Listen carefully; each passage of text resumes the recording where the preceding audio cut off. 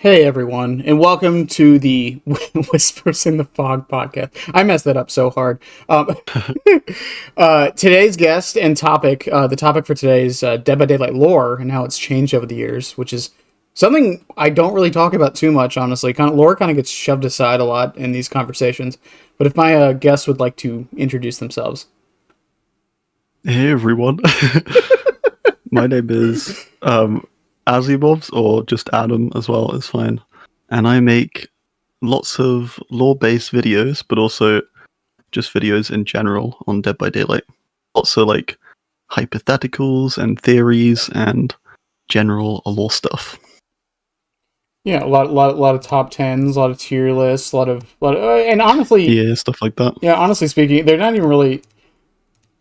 Correct me if I'm wrong. They're not even like really tier lists in the traditional sense. They're kind of just like and I mean this in the nicest way. Kind of just an excuse to talk about like every killer's lore.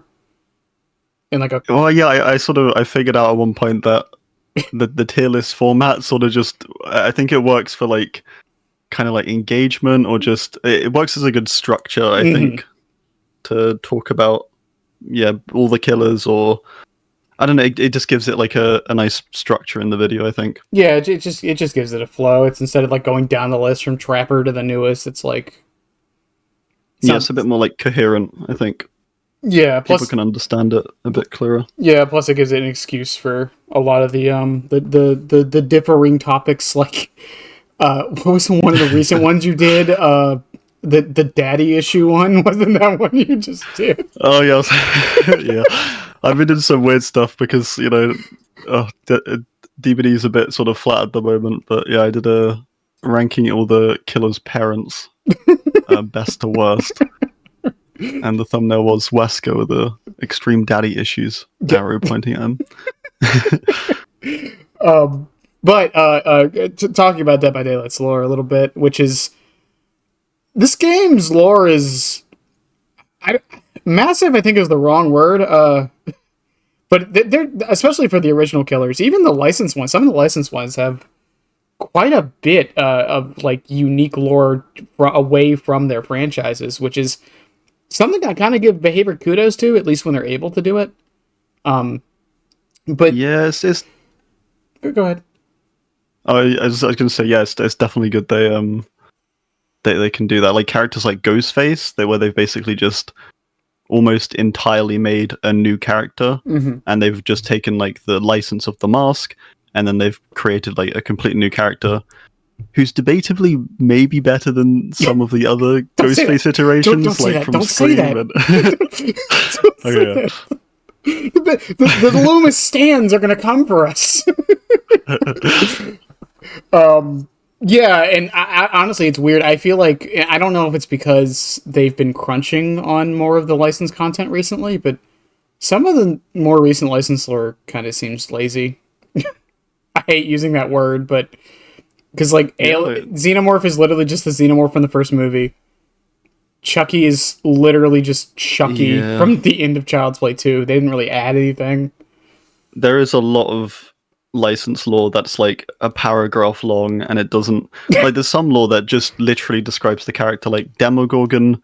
It just basically describes what it is, and Nemesis, it does a similar thing. There's lots of ones like that. They're very boring. But they're also probably just down to license restrictions and things like that. So it's a shame, but I mean, not much to be done about it, I think. Yeah, but I do think because like, and I'm gonna show my hand here.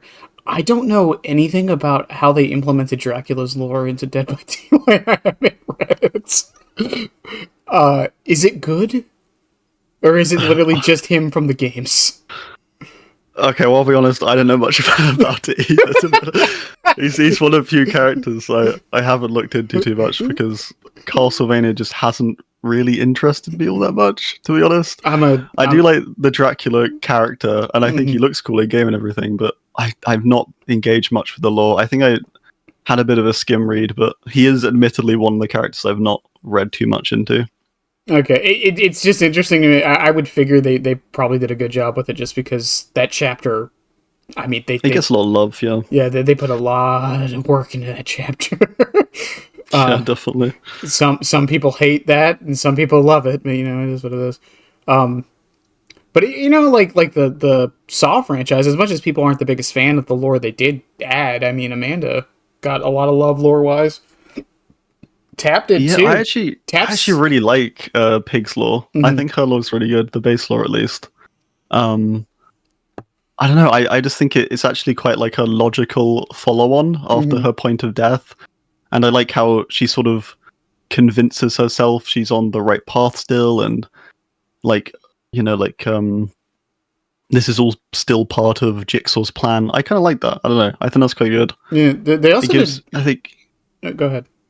Sorry. Yeah, I think it just gives it there's more logic behind why she would do what she does in the trials. Like even Tap's lore, they did like a really good job like adding to his lore, even though technically they kind of stole it, but not really.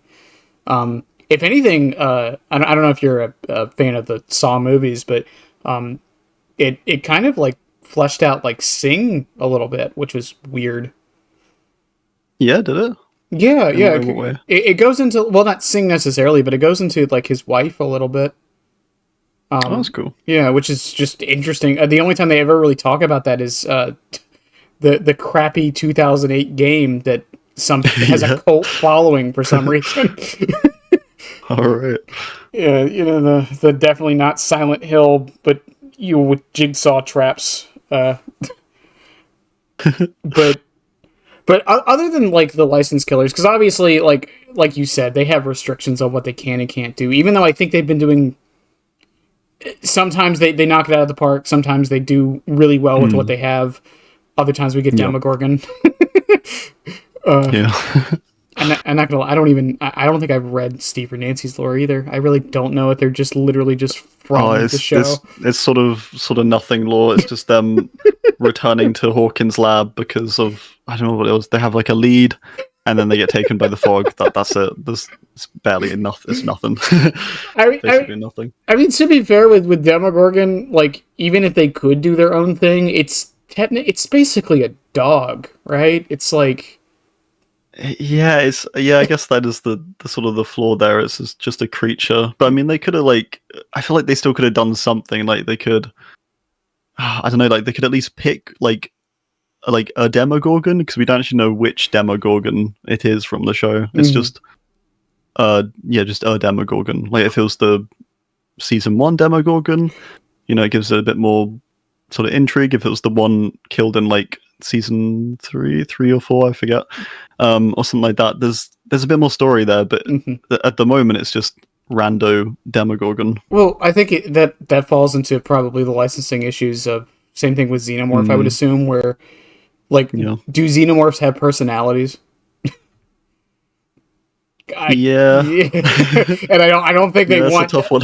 I don't think they'd want Dead by Daylight to be the game to like delve into that concept. Even though like the AVP game kind of did a little bit, but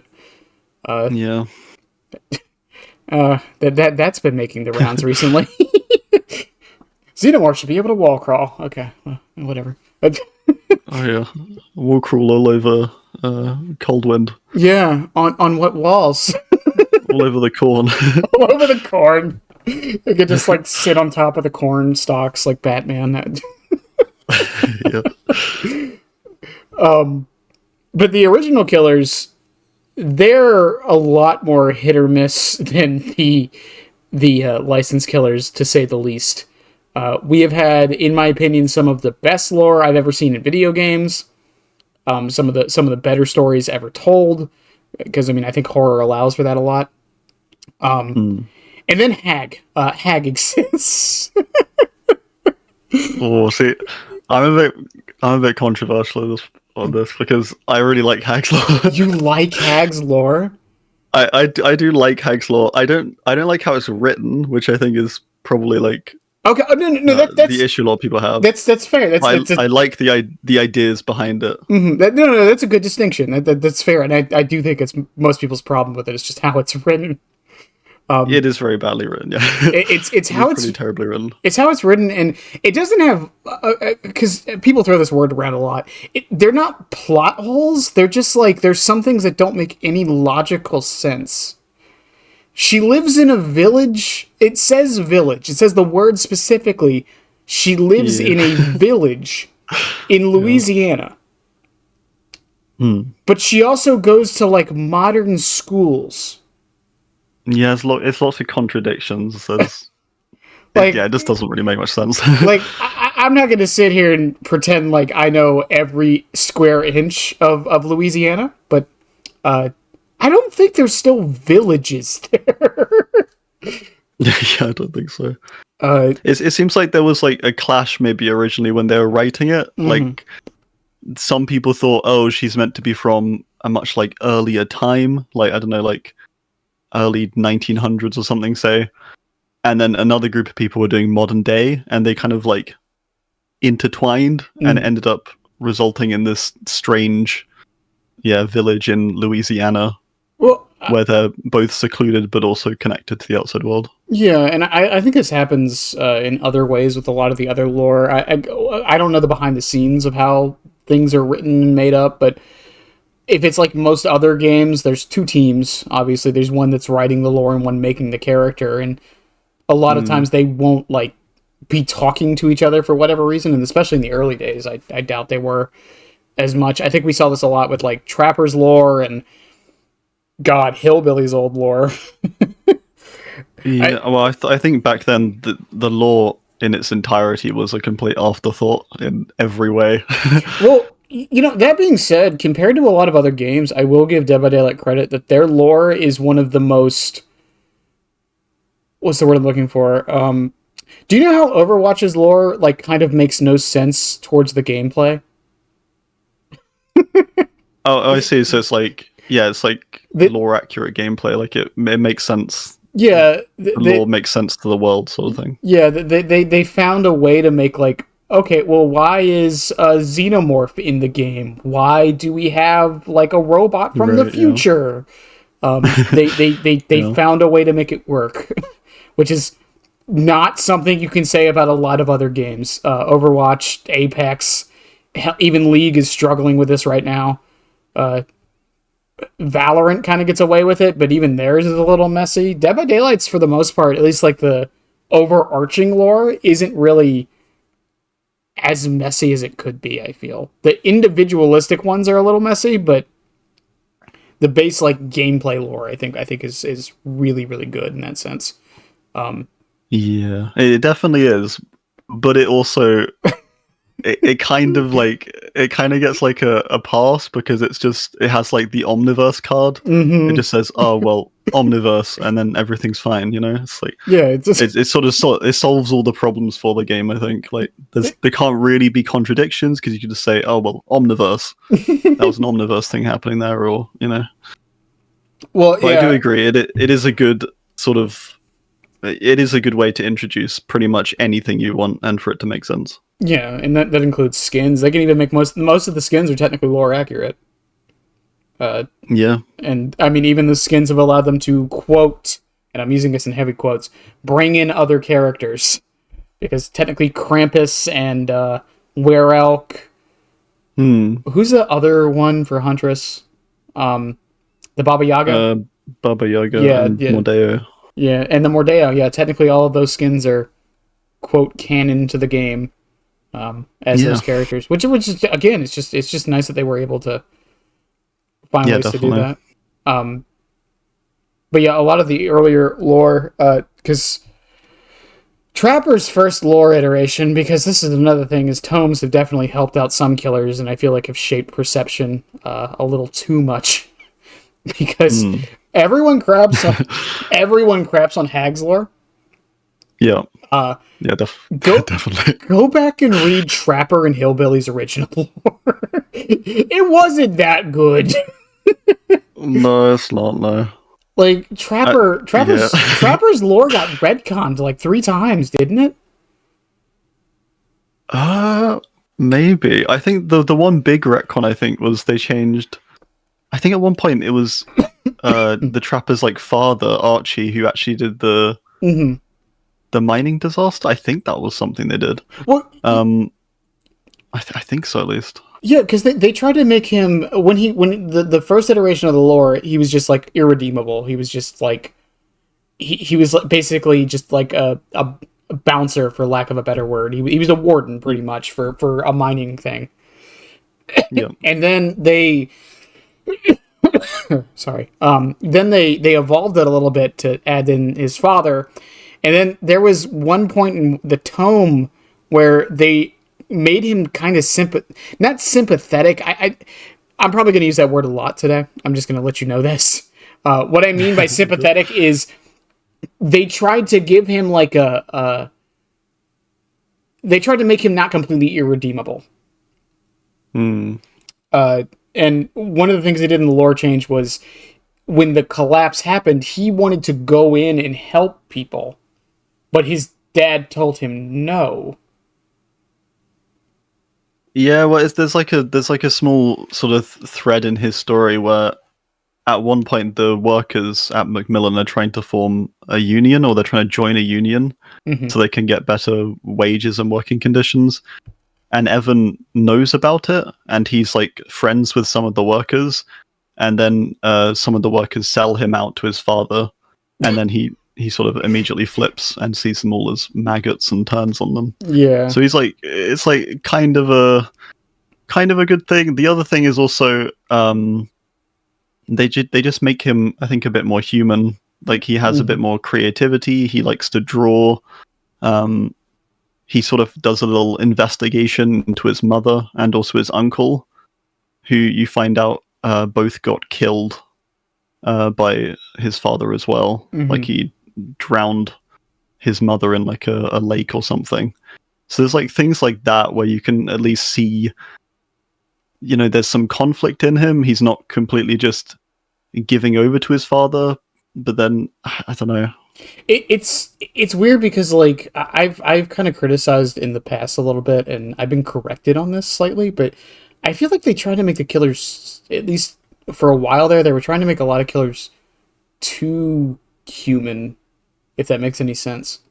I don't mind it with some of them, obviously. Like I think a good example of this is like Plague and Artist, right? Like I mean, I've had the argument of what is evil and is Plague technically evil, but you know, at the end of the day, like especially Artist, like my problem with Artist's lore is it makes no sense why she's a killer.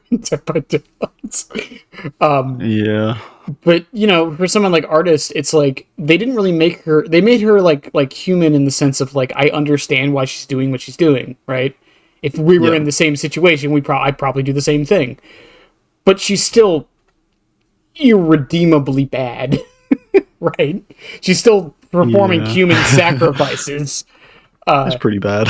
It's pretty bad. I don't know. I think some people would disagree. Well, I mean, I think it's because she's sort of like, it's like a case of context as well. Like she's living in a different time. Religion is seen as like factual, and it's this sort of like core facet of their society. Right. Like things like that. I think, you know, it can be sort of like debated that way. I think it's the best way. Just contextually, it's a different time.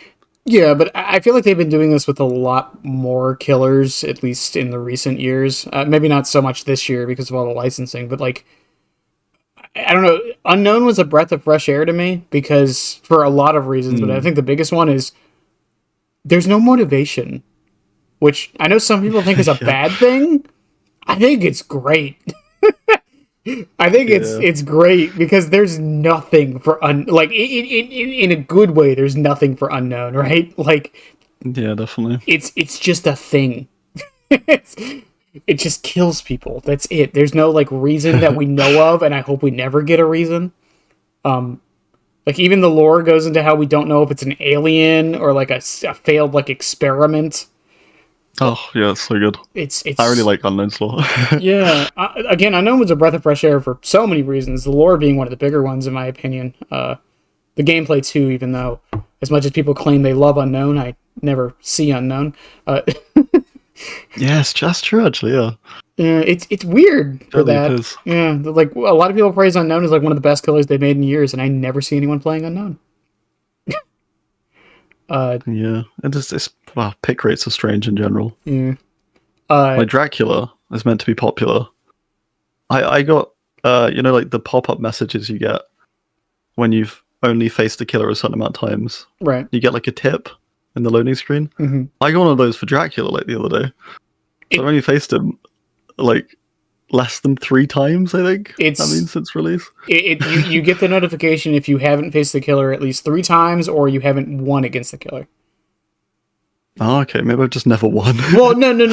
So it's either or. So, like, let's say you win your first match versus them, you won't get the tip anymore. Oh, okay. Which is actually kind of a dumb system when you think about it, but whatever. Yeah. Oh, you're a new player? You're going against someone who doesn't know what they're doing? Well, you probably won against them. Okay, never get these tips ever again. Yeah.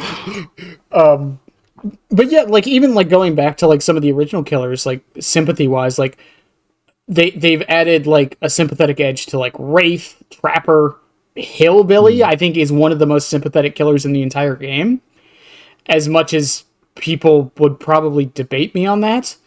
I agree with that. Like, yeah, he's a cold-blooded murderer, but, like, I get it. Yeah, you get it. Exactly. It makes sense, yeah. But I think that's why it's so well liked as well, is because it makes sense. It's not just like adding sympathy for the sake of it. It actually sort of enriches the story. Yeah, well, and I've also been called out a little bit because I've said, like, Deathslinger I think is a little bit too sympathetic, but I have been told that I think I'm looking at it too broadly, because when you really get into the details, he's actually still kind of a bad guy. Even, like... Oh, no, he's a very bad guy. Yeah, because it's like, okay, yeah, he's doing all this, he's like a victim of circumstance, technically, but does he have to torture these people? Like, the warden's just telling him to go kill him. He doesn't have to, like, shoot a spear through their foot, you know? Yeah, definitely. And it's like, you're kind of right.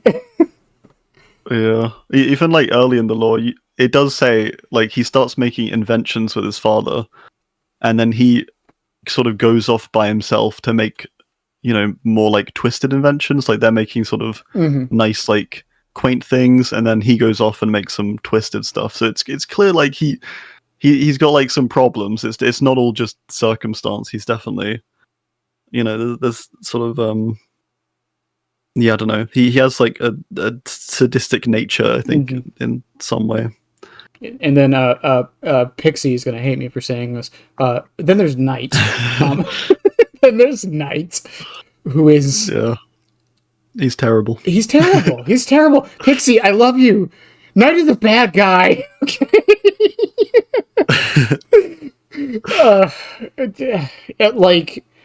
And I kind of appreciate that with Knight, they didn't even try to make him, like, redeemable at all.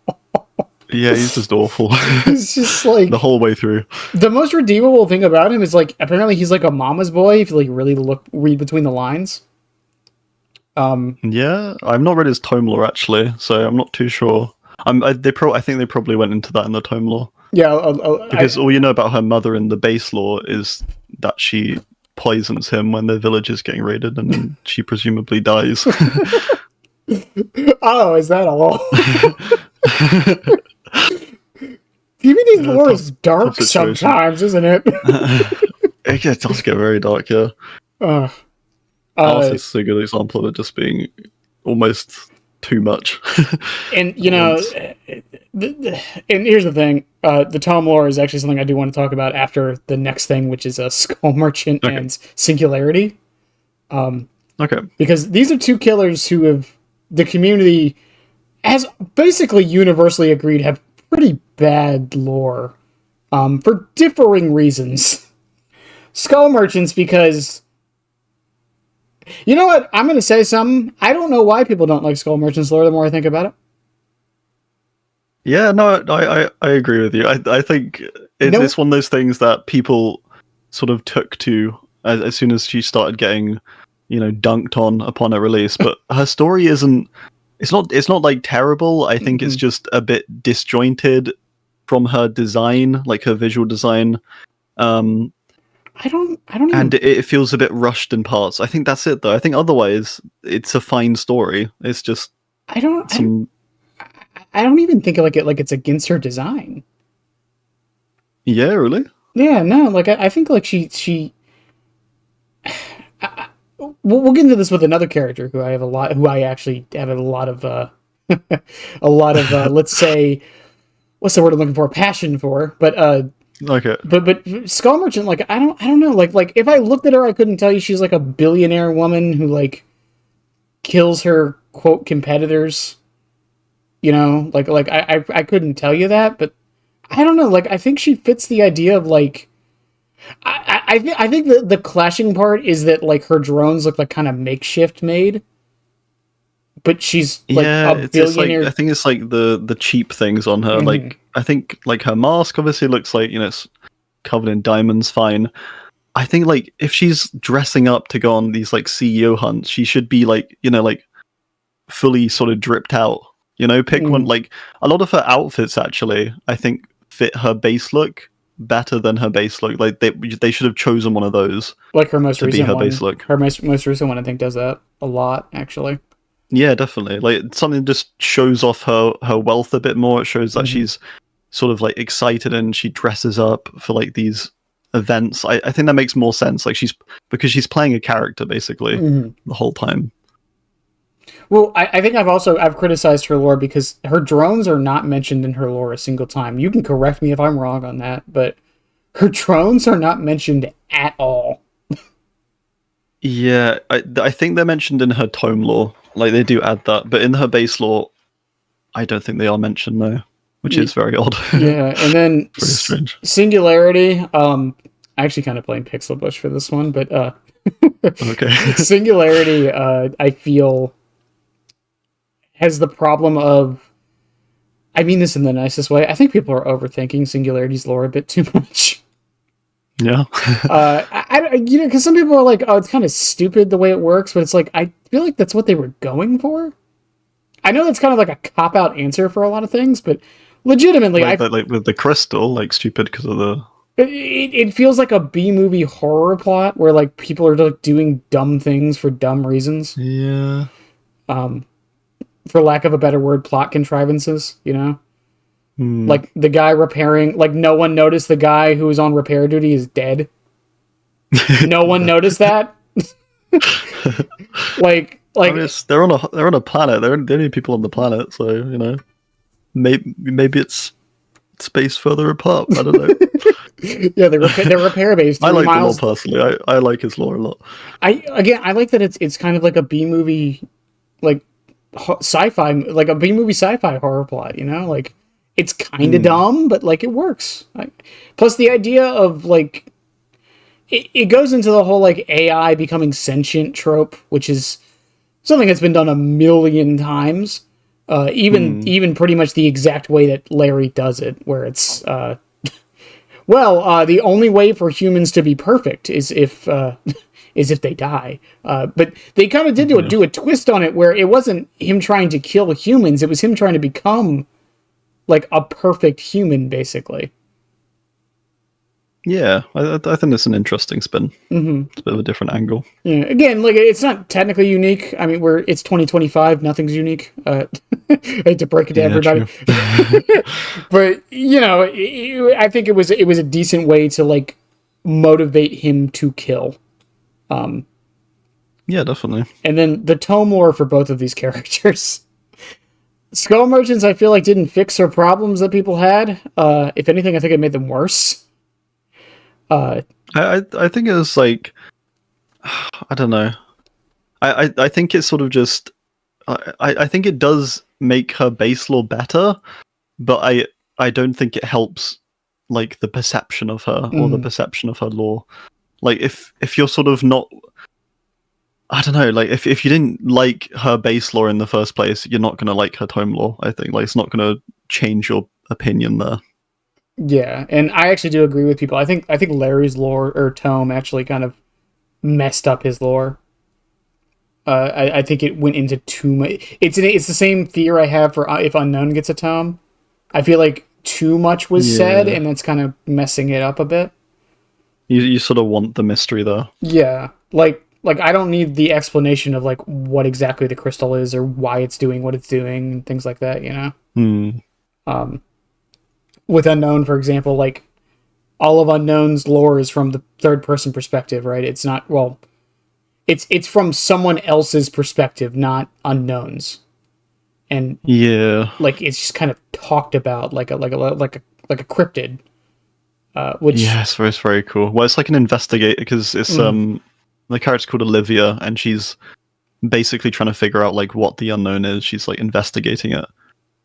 yeah, I think it's great. It's a great way to do it. And then like there's the implication that like Unknown only goes after people. Well, I don't even think it's implied. I think it's straight up said. It only goes after people that like are looking for it or like know about it. Yeah, it's like people who try to define it or like picture it or investigate it. Yeah, it eventually comes for them. Yeah, and it's an interesting way to like kind of do the eldritch horror thing. I think it's the thing with Unknown, like it mixes a bunch of different genres. It's eldritch horror, it's cryptid horror, and it's creepypasta horror. Like they found a way to mix all three of those things. And then Skull Merchant is like well. I'm trying to I guess Skull Merchant was kind of going for like the Patrick Bateman style horror, I guess. Similar to Trickster. See, I think this is sort of why people don't like her, because she's hard to place and define. Well, because like the Patrick Bateman style horror, you know what I mean when I say that, right? What's that film? Yeah, I do know what you mean. Like, yeah. American Psycho.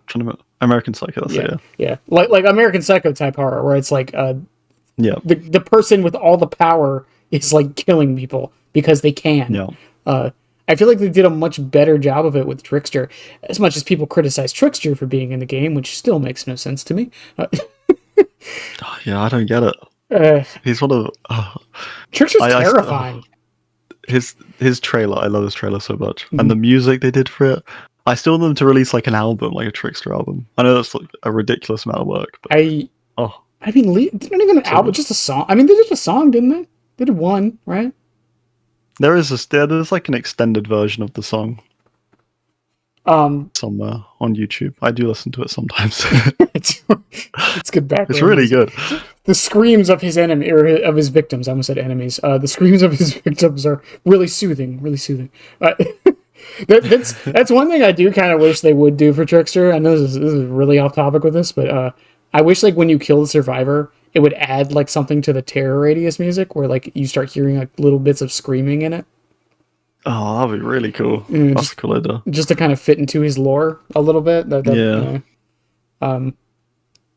like I feel like some of the newer Killer's tomes have definitely not helped them out in the way they need to, which is ironic because again, other than Hag, because the older Killers, like whenever they get tomes, it fleshes them out in like the best way.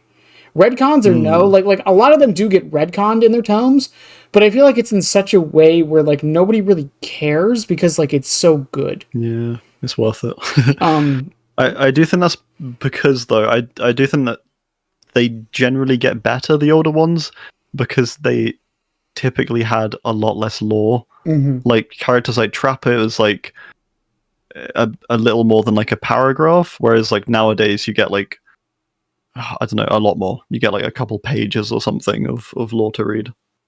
Yeah, plus there's more to there's more to sort of I don't know, there's more feeling of the character, I think, that you get now because there's much more written about them. Well, I mean, I guess that leads into like the thought process: should behavior like how do I want to phrase it? Should behavior like do less extensive lore when a killer drops and save it for the tome? Because I think that has its own problems. Because the problem, and again, I'm going to bring up Pixel Bush again because he's brought this up.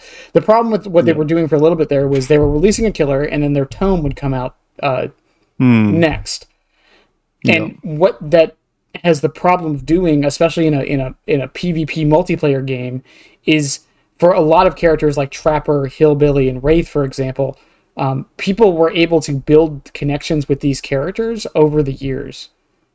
And this also allowed the writers to know what they could do and where they could go with the stories, I feel. Because especially on like, if a killer like doesn't have that much lore, people form their own, right? And the community kind of comes to a bit of a consensus on the lore, right? Definitely. Self-made or not. But like, I feel with Skull Merchant and Singularity, for example, like I said, we didn't have enough time to do that, and neither did the writers. And it also feels like, because if I know how their like release schedule works, I would assume they wrote the lore for Skull Merchant, including the tome, and just had to figure out where to cut it off. You know what I mean? Yeah, that would make sense. So, like, it does lead into a question: should behavior like be making simpler lore outside of the tomes? Because I can also see a problem with that. Honestly, I do think they should. Mainly because I think like what you want from the base lore is you just want like a feeling for the character. You want sort of a not too brief but also not too extensive introduction. You want to know enough about them because you're interested in them, but also not so much that you're going to be overwhelmed. Because I think that's the big issue with a lot of the current lore is it's almost too much sometimes. Like when you open it up, it's just like, oh wow, it's too long. I'm not reading all of that, and then you close it. I'm just laughing because I just realized there's a character who completely contradicts everything we both said. Yeah, who's that? Sable. Sable. Her lore is kind of bad. Yeah, I mean. I like Sable's. I like Sable's lore, even though it's bad. All right, interview is over. Thank you for coming on. You like Sable's lore? I like Sable's lore. I think it's fun. You got to explain this one. You enjoy. My explanation is just it's fun. I think it's kind of funny. It's kind of different. I like how they just made her like. I don't know. It's just a sort of a larger like character there. They went the less grounded route and decided to just go sort of a bit crazy. I like that. I don't know. I think it's a fun thing to do now and then. I just think her lore makes no sense. That's my only problem with it. Well, because in relation to like Michaela and people like that. Well, yeah, because I mean that's a bit of a retcon, but just like it. I don't know, just something about it just seems like that they didn't know what they wanted her to be until towards the end, I guess. I think they wanted her to be what would sell cosmetics. I mean, that is also true. Fair enough. I mean, my point with that is I just think it's funny, this contrast of... Because I feel like Sable's lore can actually be saved, in my opinion, from most people, other than you, apparently, with the tome. Because I think there's like I feel like there's enough there, but also not so much that they can't kind of write around it. You know what I mean? See, weirdly, she's one of the characters I don't think needs a tome. Really? You don't think she needs a tome at all? Not really, unless they did I'd like a joint tome, like a Sable Michaela tome to they do like their friendship, maybe. Yeah, they just do a Sable Michaela rom-com. Yeah, honestly, I'd really like that. I thought that'd be fun. I've said for a while, I wish DBD would do more like funny purposefully. Let me rephrase that. I wish DBD would do more purposefully funny stuff because we really don't get that at all. I've criticized them with skins a lot. Not especially killer skins. Why does every skin have to be like serious? Can we get like a funny skin for killers? It never happens. Yeah. It's like Clown's the only one. I guess it just has to like tonally fit, doesn't it? Yeah, like with Clown it sort of makes sense. It can be like a bit silly but also like twisted, that kind of thing. Does it have to tonally fit though? Does it? Does anyone really care? I mean, yeah, I guess not. But I do think, despite that, behavior do still have a sort of a vision in that sense, and they don't want to just completely start like I don't know, like a similar like sort of a bunny's skin for like Oni. Yeah, I'm not saying go full Fortnite, right? I'm not saying that. I'm just saying I wish we had a few more like kind of jokey skins. We kind of got that with the legally distinct Batman skin for Hillbilly.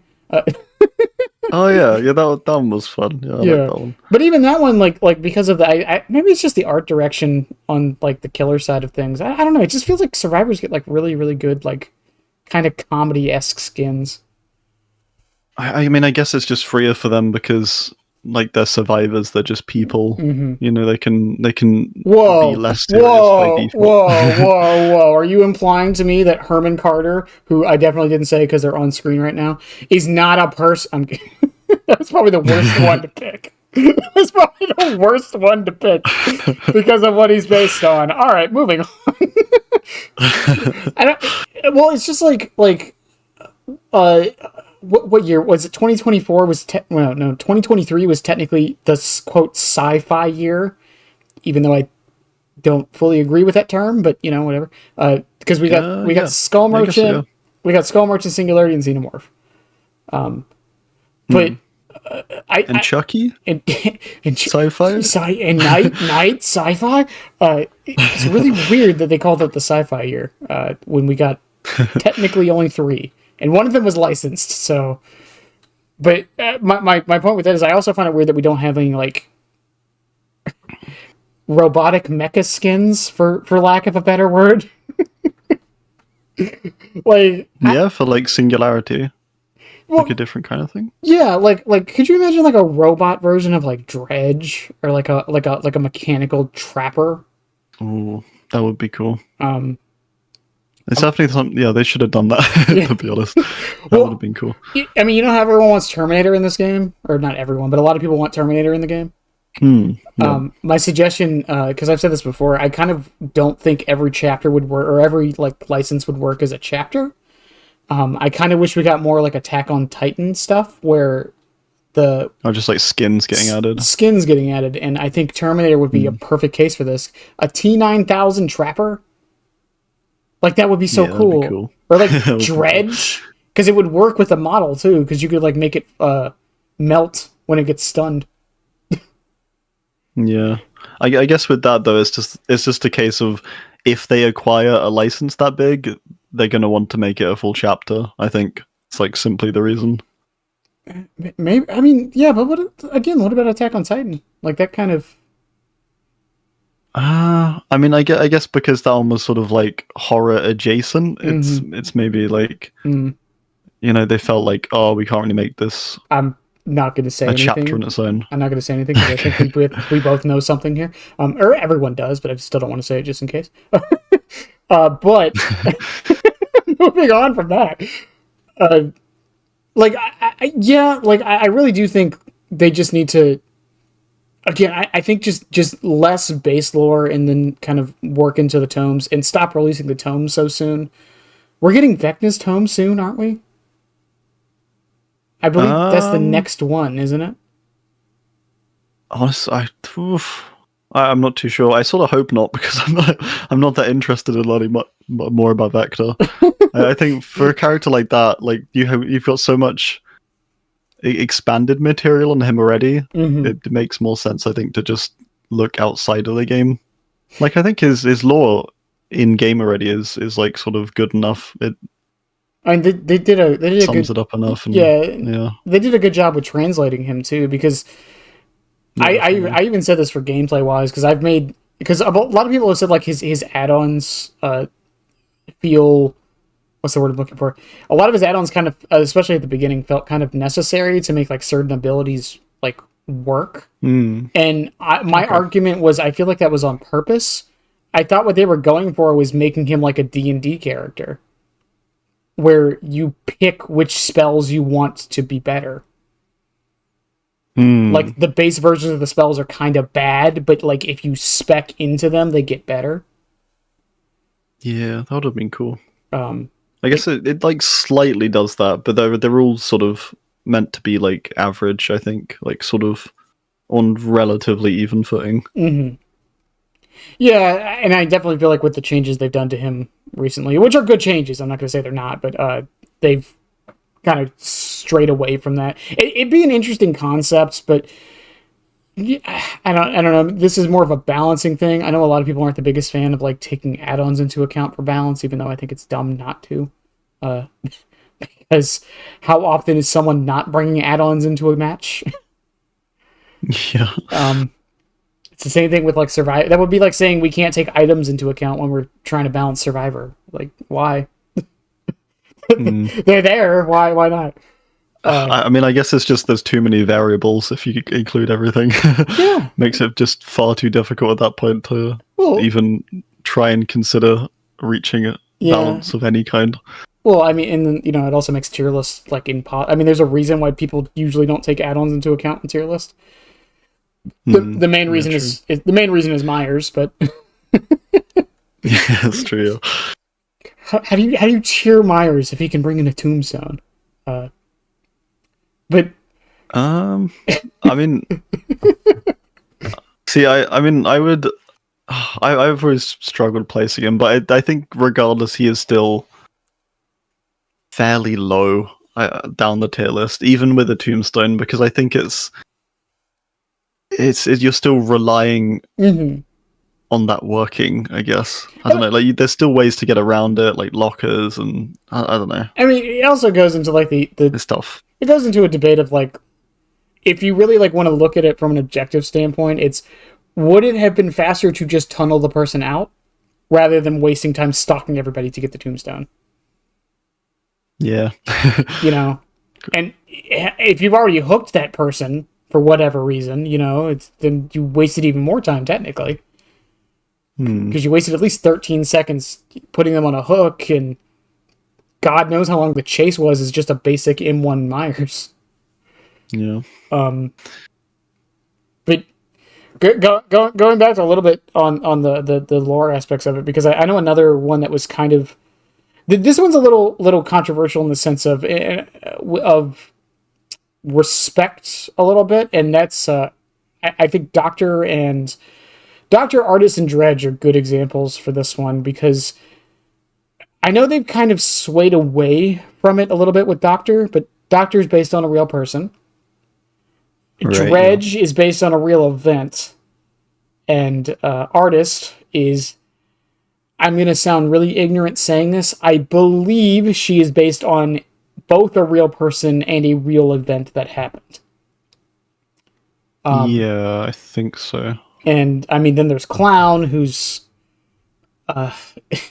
he's Sean Wayne Gacy, Ted Bundy, and I am forgetting my serial killers.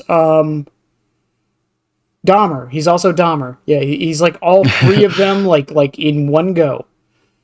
Yeah. More so Gacy for obvious reasons, but it does also bring it does bring into question with like the inspiration for some of like the more because with some of the, especially the original killers, obviously most if not all of them are based on like archetypes, right? Twins is like body horror.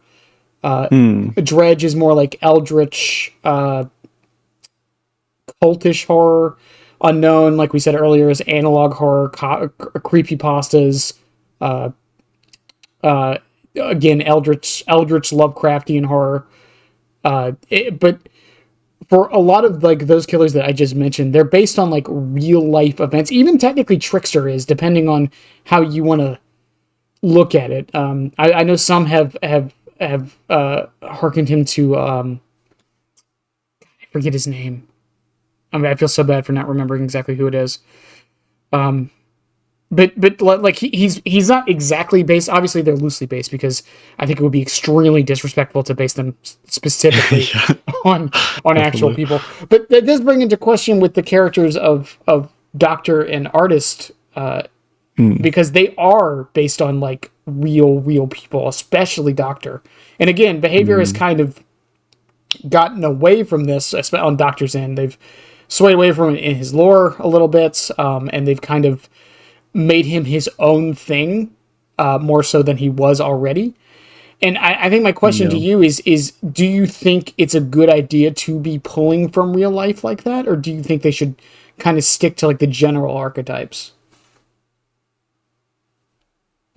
Okay, well, something really interesting actually. In a recent video I made a video on rating all of the chapters by Steam review. And one of the highest rated chapters on Steam is actually the Doctor's. It's the highest rated, I think, after Stranger Things. And like the most common comment in the sort of or review for the Steam reviews is all people praising behavior for sort of shining light on the real Doctor by including their Doctor. Mm-hmm.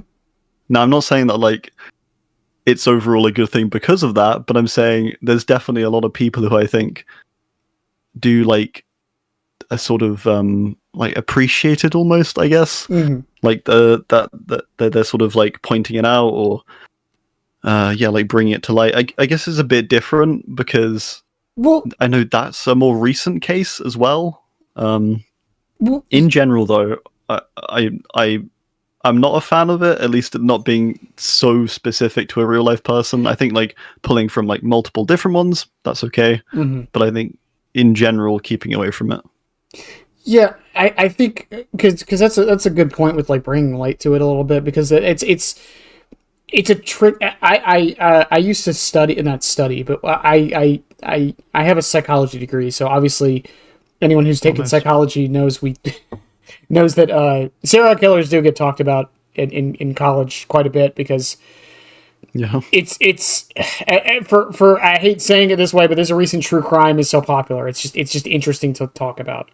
And examine how a human can become so depraved and vile and terrible. But I think, but my point with that is like, I didn't know about who Doctor was based on until someone told me. And when I did, like, it really did shine light on it.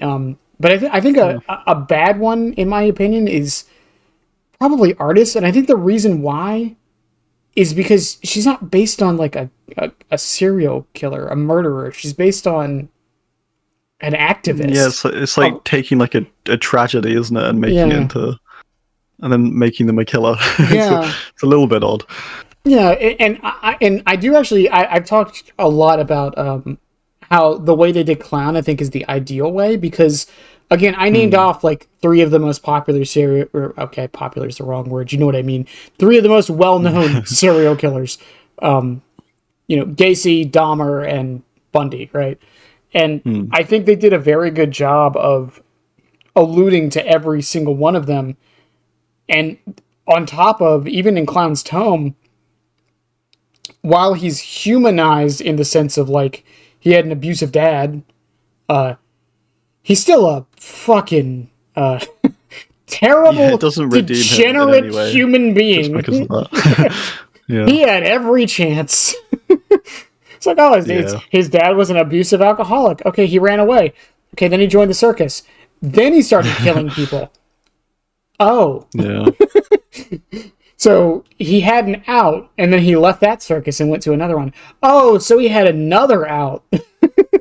It runs at home. Yeah, like they did. I feel like Clown is like the best way they did it. I get what they did for Herman was also influential in the sense of, again, like I feel like Herman is too on the nose for me, if that makes any sense.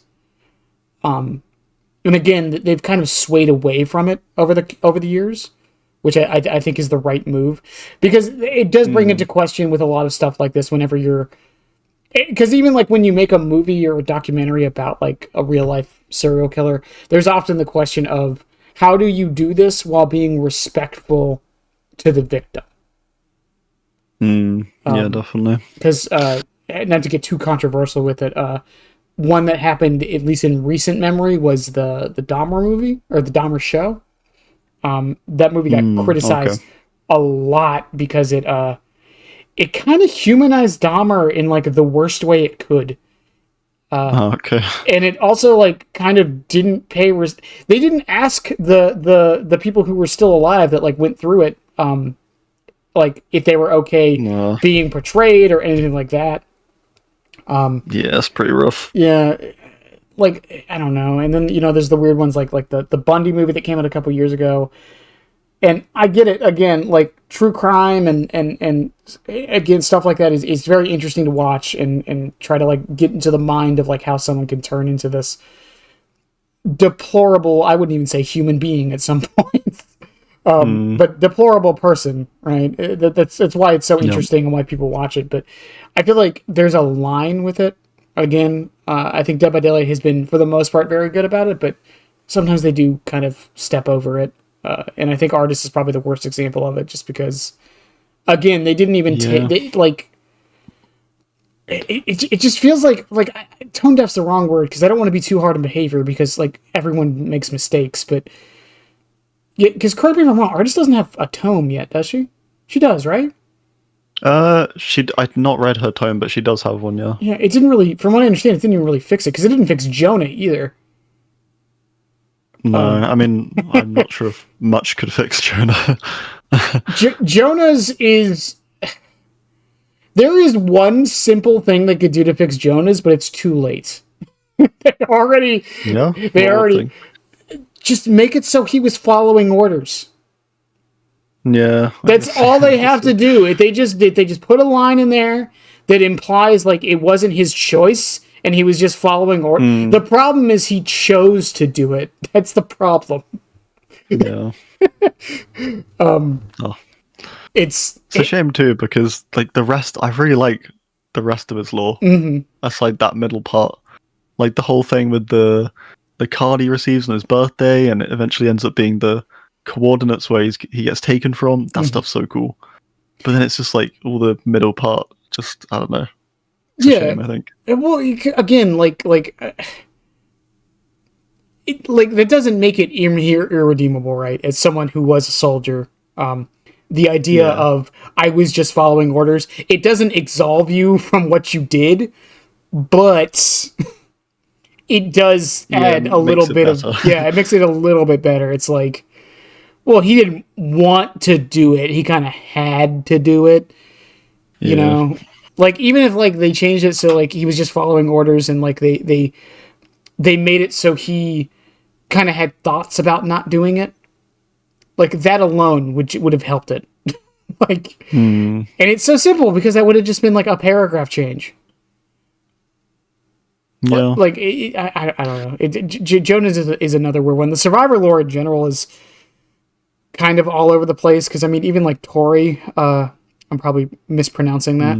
Is it Tori or Tari? I always forget. I think Tori. I'm not too sure. I just call her Kane, because it's easier to say. Kane. But, like, she brought into the question of, like, the idea of, like, an evil survivor, even though people have pointed out Yoon Jin, when Yoon Jin isn't evil, guys. She's not. She's just not. She's not evil, no. Yoon Jin is a victim of circumstance and I almost said actualization. I also have a philosophy degree. She's a victim of circumstance and self-preservation, like her perk. There you go. Just like her perk. Just like her perk. Which is different than just being evil. Right? Like, there's a line, and you could make the argument she's not a good person, but, like, she's not evil. Yeah, she's like selfish, maybe, but she's not evil. Yeah. I mean, there's it's unclear whether she actually knows as well. It seems like she does sort of know what Trickster's doing, but equally, you know, she doesn't really have the evidence properly, and you know, she sort of has a bit of a, I don't know. I think she almost doesn't want to believe it as well. Well, it comes down to a few things. It's one, like, you've worked with this person for years, so you don't want to believe it, right? Because if you're right, that means how did you not see it before, right? And then like, there's also the circumstance of she didn't have enough evidence to, like, do anything. So, like, what is she gonna do? She's gonna go to the police or whoever, tell them about it. He's gonna find out and then kill her, and then the police aren't gonna have enough evidence to do anything, and then he still gets away with it. What does it accomplish? Yeah, and he's also just, you know, like, incredibly famous and powerful, and, you know, it's even if she did try and, you know, expose him or something, it's highly unlikely it would do anything, or highly likely it wouldn't do anything. Yeah, that's why I've always said Trickster is probably the most terrifying killer in the game to me. He's the most definitely. He's the most real killer. Yeah. As terrifying as that is, he's I could totally. That probably is happening, to be fair. But, you know, and then we had Tori, who really, I think, brought into the conversation of the moral greyness of what the survivors can be.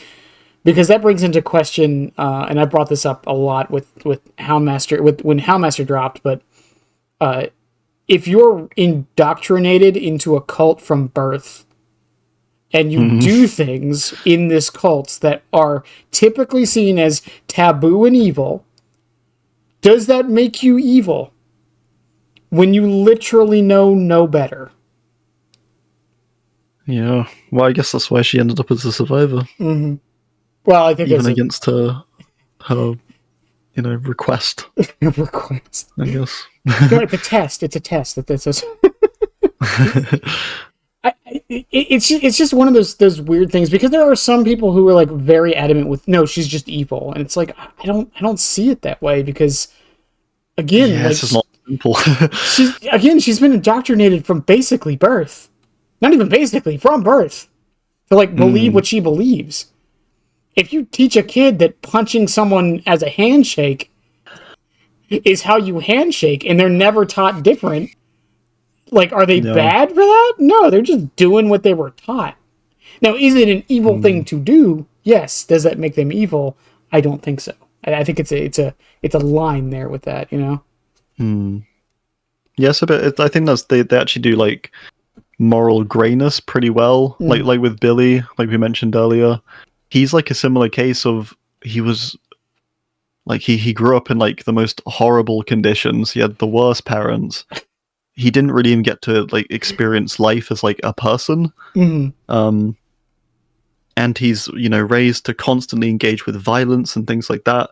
And so when he eventually becomes a murdering monster, like what did you expect? Like, it's like you can have sympathy for him, but he is still a monster. Like, he's still right, irredeemable at the end of the day, and probably can't come back from what he's done. But he is also, you can see why it happened. You can have sympathy for him still. I think the difference with Tori, though, is that she's not like outright going around murdering people. I think it's the difference. Yeah, true. Billy like wasn't even really doing it for. I mean, I guess the argument could be made that he was doing it for self-defense, but to an extent, yeah, maybe, the first person he kills. Yeah, there's a line with the self-defense argument, right? Yeah, definitely. It's like, okay, the other ones put their guns down at that point, and then it even brings into the, I'm not a lawyer. I'm not fluent in legalese, but I don't know if it would be considered manslaughter or murder, but I'm pretty sure a judge would see it as murder. Yeah, murder. Definitely be murder. Well, you'd be surprised. There's some technicalities with how his went down, because technically they were in his way. Well, it's the last. I'm not sure Billy can build much of a legal defense, though. Can Billy talk? He can talk, right? No, he can't talk. He can just groan. He can just oh, okay. Good job, Behavior. You made it lore accurate. We don't have to get lines. Now explain why Trapper can't talk. Okay.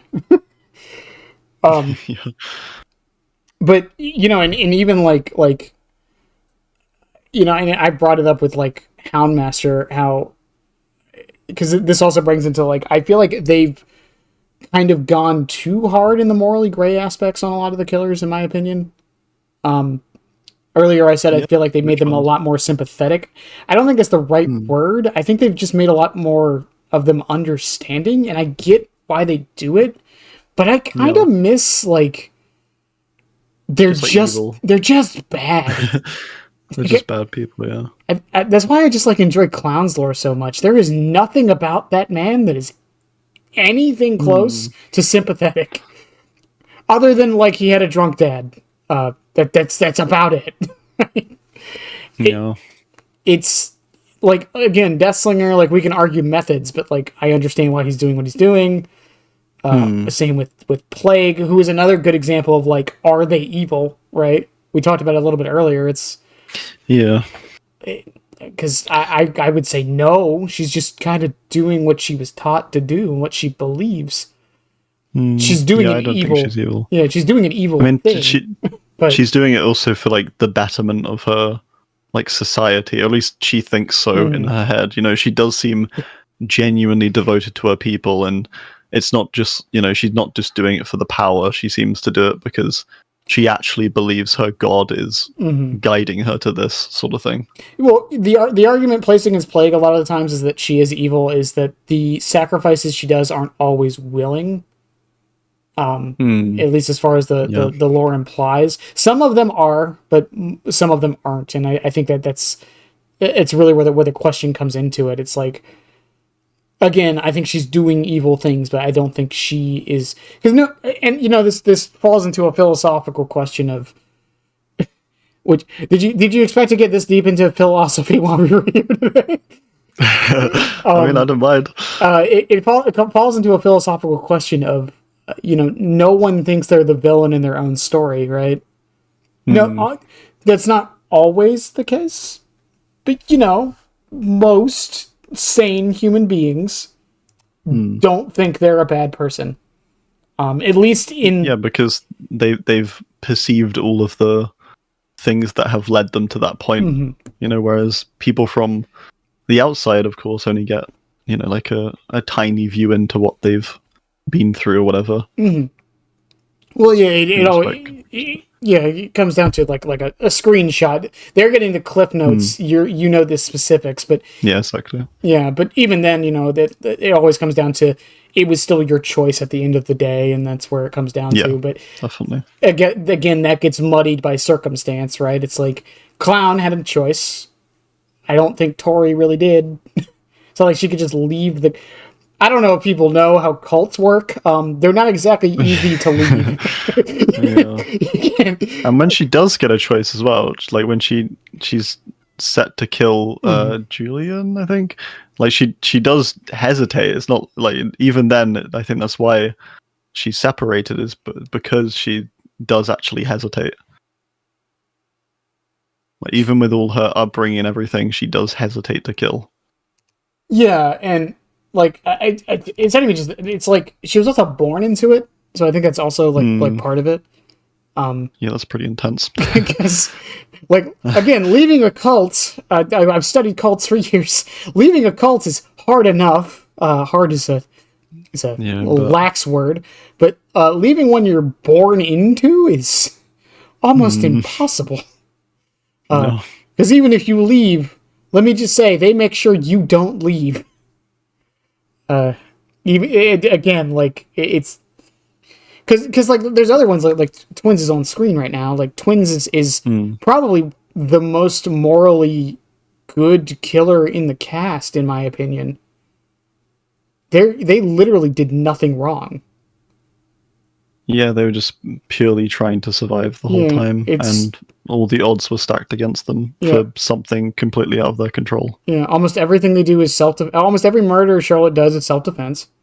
I think there's a couple exceptions in there, but that's a different kind of argument. But they're all self-defense, and yeah, like you said, they're just trying to survive. That's it. And like and I think that's fine for Twins, and you know, again with Deathslinger and even like Hillbillies changed lore, and I just kind of wish we would get away a little bit from the more sympathetic lore. I think like Houndmaster was a good what's the word I'm looking for? She was a good segue, I feel, into like where we're kind of going with killer lore, because she's not morally gray, really, but she kind of it. Houndmasters is weird because it makes sense why she does what she does. Yeah.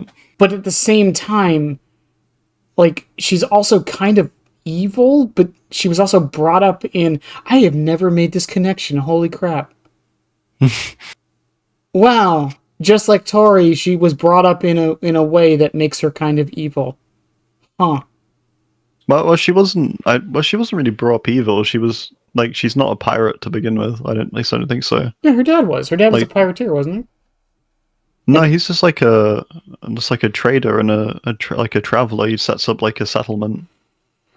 Oh, yeah. You're right. I'm sorry. I was. And then they get attacked by pirates, and he gets killed.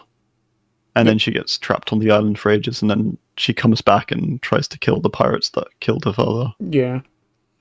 And I've had a lot of things to say about Portia's lore, as much as I've mentioned this before, but my ancestors were pirates, and everyone who says she's not pirate enough gets on my nerves so much.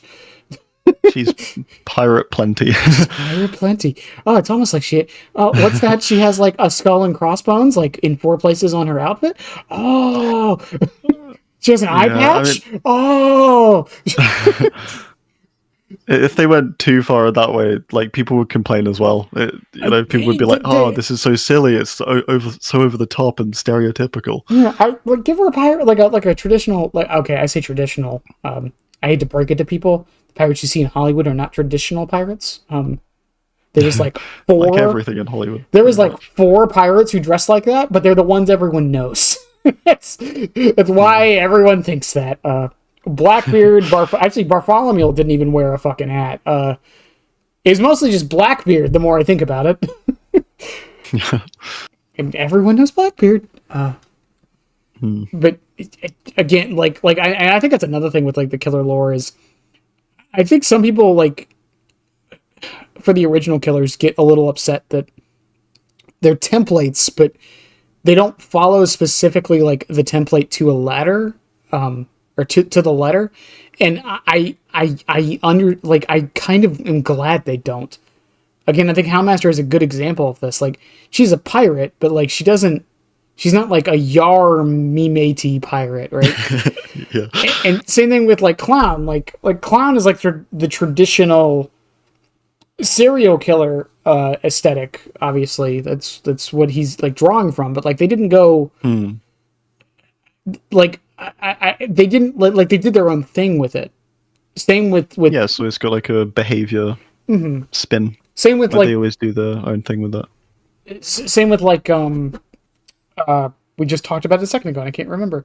Same with oh my god, I had a brain fart. Plague. Plague? Ghostface? No, well, and Ghostface is another good one. No, Ghostface is a good one too. Ghostface is actually one I think his lore helped him immensely. Yeah, definitely. Not to say like his lore was bad before, like he was like a professional serial killer. That was his lore. That was his archetype. But the tome not only shined light on why he does it. And I applaud behavior because that can be a tricky thing to do correctly. And I think Ghostface, maybe I'm biased here, I think Ghostface is the best example of them doing it. Yeah, they did a great job. Because the idea that like, because they go into, because the reason they give is that his grandpa would tell him stories about Vietnam and he was very intrigued by it. Yep. But I like that they also leave it ambiguous that that's not the only thing. Like they kind of like leave it to the idea of he was always like this, right? That just sort of enabled him a bit more. Yeah. Well, because again, like anyone who's studied serial killers, it's still debated. I use this in air quotes because again, it depends on the research you look into. It's still debated on whether or not people are quote born into being like psychopathic or if it's learned or if there's other factors. But I appreciate that Dead by Daylight is kind of, because again, like Clown, they again go into the reasons why, but he's always had an out. So it also brings into question, was he born this way? Was it circumstantial? Was it because of his dad's abuse? Things like that. Someone brought up Chucky in chat from, I mean, that's more of a licensing thing, but even Chucky, like, have you watched the show for Chucky? I don't think you have, because I think I've commented on it in your videos. Yeah, I've watched all the Chucky films. I've not watched the show. Yeah, because I think you did the worst thing the killers have done, and I mentioned to you that Chucky nuked the North Pole. Oh yeah, yeah, I do remember that now. Yeah, that is canon for anyone who doesn't know. Chucky has nuked the North Pole. But yeah, like in the TV show, they go into like his childhood a little bit. Not too much. I'm glad they don't go too much into it. Do you know who Chucky's first kill was? No idea, no. His mom.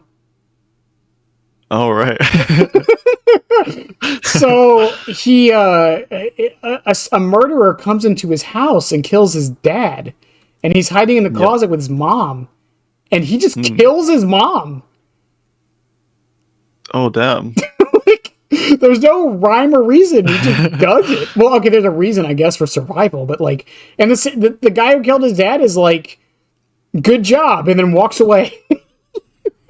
Oh, I see. Yeah, like, wow. There's even a scene where like he goes trick-or-treating as a kid, and like, you know the old stories of like razor blades and candy?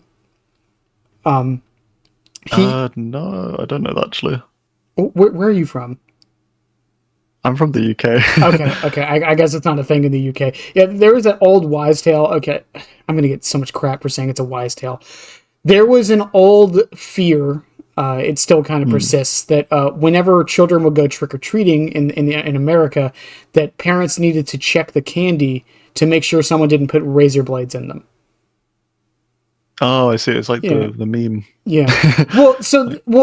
Supposedly there was a case of it actually happening. Okay. And I mean, this happens everywhere. I almost said it. I was about to say it like it's an American only thing, but you know, it happens once and then it gets so sensationalized that like it can happen to anybody. So we need to check every piece of candy just in case. Yeah. But basically in the show, like he eats an apple with a razor blade in it and kind of enjoys it.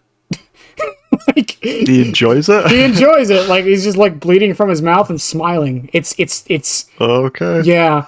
Chucky was always a bad person. That's my point. Yeah. But you know, it's again like this question has been raised by psychology people and philosophy people as well. Like, are people born like this? Are they raised like this? And honestly, the answer is it's a bit of both, and it just depends. There's never it's nature versus nurture debate, right? Like there's no real answer. And there never will be, as much as my professors want us to keep giving a fucking answer. Which is it? I don't know. No one does. They've been asking this question for 300 years. I don't know. If Aristotle couldn't figure out, you think I can? This is really off topic, by the way. I know people like bring Aristotle up as like this really smart dude. I want to mention to everybody, because I'm going to slander Aristotle real quick. He once said that that people being able to write things down would make society dumber. Just let that sink in. Ooh. Hot take. Oh my god, it's a real thing he said. We know that because someone wrote it down. So checkmate, Aristotle. But like again, like, and same with the survivoring, because I know we haven't really talked too much about the survivor lore. We talked a little bit with like the quote evil ones, but even like some of the other ones, like Meg lore, I think is kind of all over the place.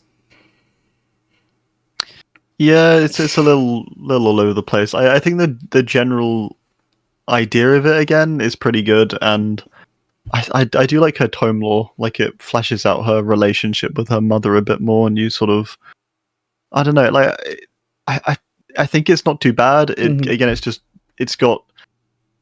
the issue of it not being written that well, I think, and there being lots of, I don't know, like strange phrasing or just.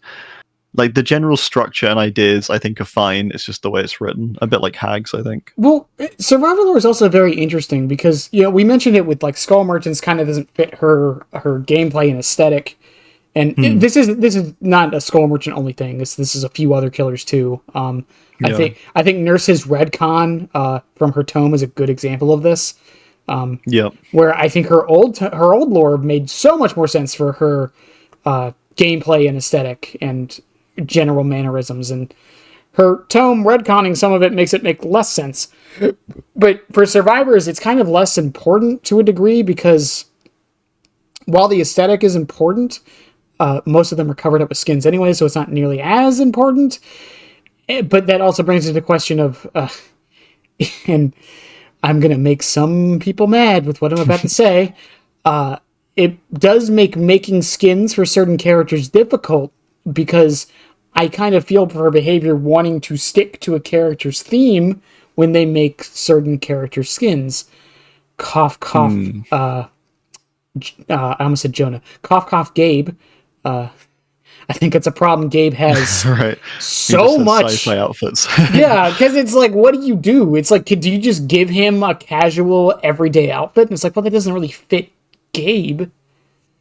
And yeah. And then the question becomes, well, do we just start like not caring? And then but then again, I mean, they did that with Vittoria, didn't they? They sort of did that with Vittoria. He wears like modern clothes. He's got his more time-fitting ones. He's got his sort of in-betweeny.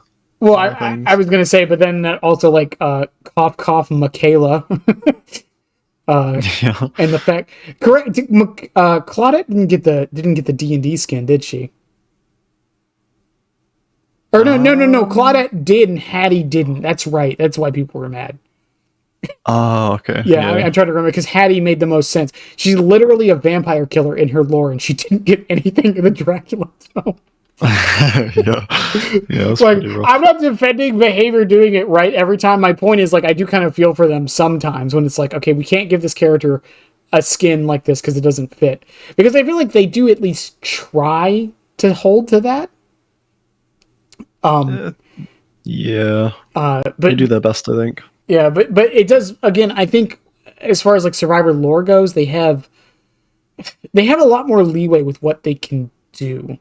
Because again, I think like with Tori is a good example of, and same with Yoon Jin to a degree. It's like we can make them a little, morally gray on and leaning more into like the evil side of it, right? Whether debates aside. On the killer side, though, I feel like while they can make morally gray killers, they can't really make like inherently good people. I think Twins was the exception and is probably going to be the only exception that works. I mean, like Spirit, I think Spirit, like, she's a good person throughout her lore. It's just the final decision she makes at the end of it. Isn't it kind of implied she is kind of bad, though? Well, it's not implied she's bad. I think it's more implied that her bloodline is bad and it affects her. Yeah, but she hates herself for it every time it happens. Like every time she feels this rage coming out inside of her, she always she doesn't like it. Don't remind me of the one behavior. I get it. You guys are pretty good with stuff like this. How the fuck did the phrase "the rage of the dragon dwells within her" slip by like 20 people?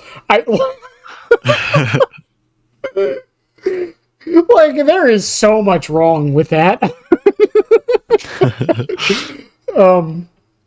Yeah, that's fair. I think Spirit's another good one. Spirit's also kind of like, because she's a homage to Onryo, which I love that we've had. I think the only homage killer we're missing is Jason at this point. I think that's it. Because Hillbilly was Bubba, Spirit was Onryo.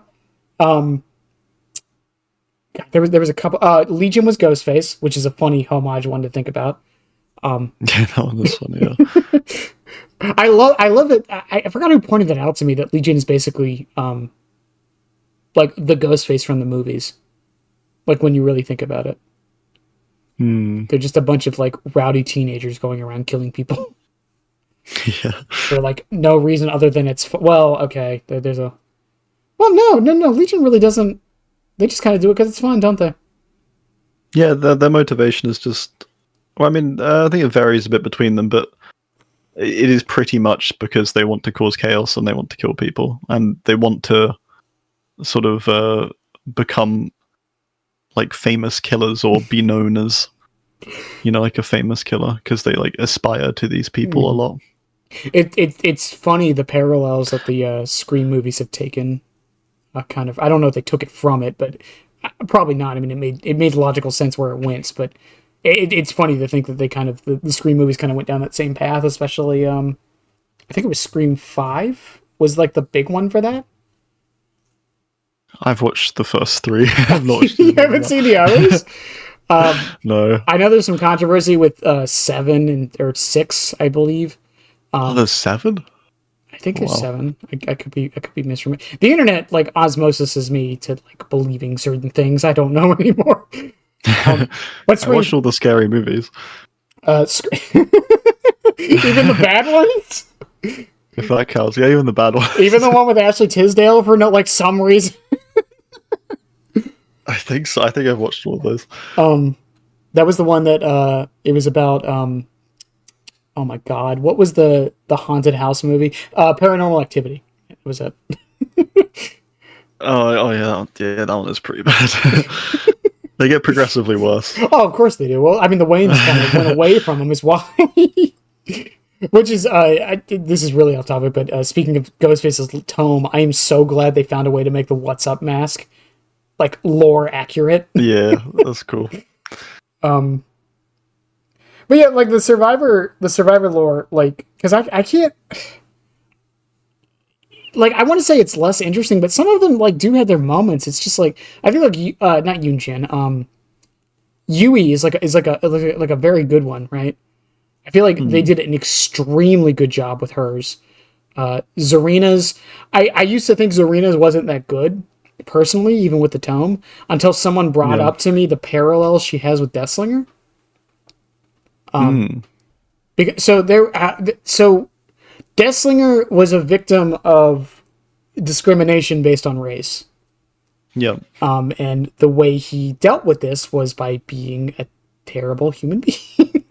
By, killing people and torturing people. That's how he dealt with it. Some can argue circumstantial, but my point is, Zarina, on the other hand, dealt with it by hiding her race and trying to be like everyone else, to quote act normal. And then later in life she kind of like embraced it a little bit more, right? So there's a parallel there. I didn't even know about, or didn't even think about that until someone brought it up to me.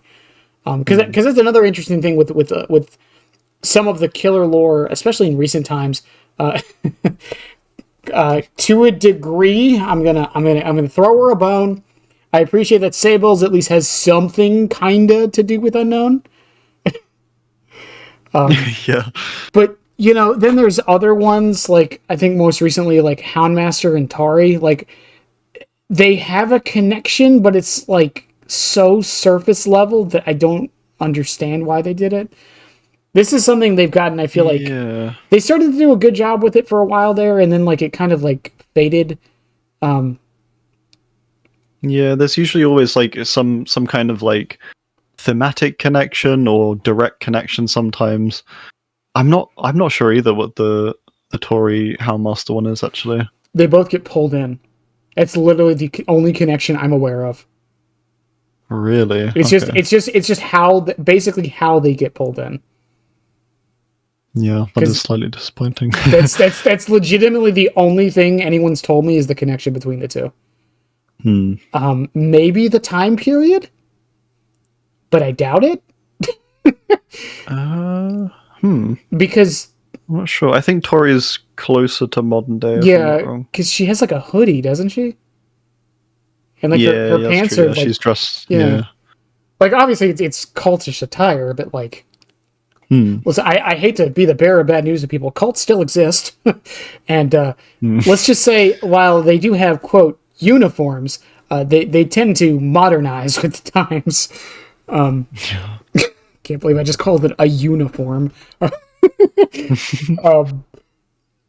are some people who think cults don't exist, and it blows my mind when... Yeah, I mean, I guess if you're just not around it, it might seem like a abstract... They're not like most concept. of them. I mean, there's obviously some other ones who I won't name because I'll get in trouble if I call them a cult. But there's like cults exist. They're not like they're not massive. We don't. The funny thing is, like even like cults like Jonestown, like we didn't really. it wasn't like really known about until it was known about, you know? Like, Yeah. especially considering how secluded it was, which, again... I guess that's part of the reason, isn't it? It's just, they keep everything inside. Well, yeah, I mean... Don't let things get out. Anyone who's looked into, like, how cults function, that's kind of... It's kind of part of the shtick on how to keep a cult going, is to keep it secluded from everything. Because outside information means they'll question things, and then, you don't want that. Individuals, what? It's a we here. But you know, it like there's some other like even the original survivors, like they have. I've always wondered this: are the original survivors connected to the original killers? Because I never really thought about it too much. What, so like Trapper, Wraith, Billy connected to the 4 Yeah, original survivors? like Meg, Dwight, Jake, and Claudette. Yeah, like I don't think so. No, no, I think that's the case of they are all just separate. I mean, I can't think of any connection other than, they were you know, like released. the early lore has the repeat thing of, oh, they went into the woods and got taken. That's like sort of what happens with a lot of them. So I think other than that, though, they don't really have much connecting them. Yeah, it's weird that like even in the tomes, they like never really like tried to. I mean, I guess I get it. It's just I don't know. It'd be kind of cool because I don't know, I would kind of like to see how Dwight and Trapper have anything in common. Well, actually, they kind of do thematically. It depends on how much I want to stretch that. Because like they both kind of like listen to their boss, or like kind of slaves to their boss a little bit.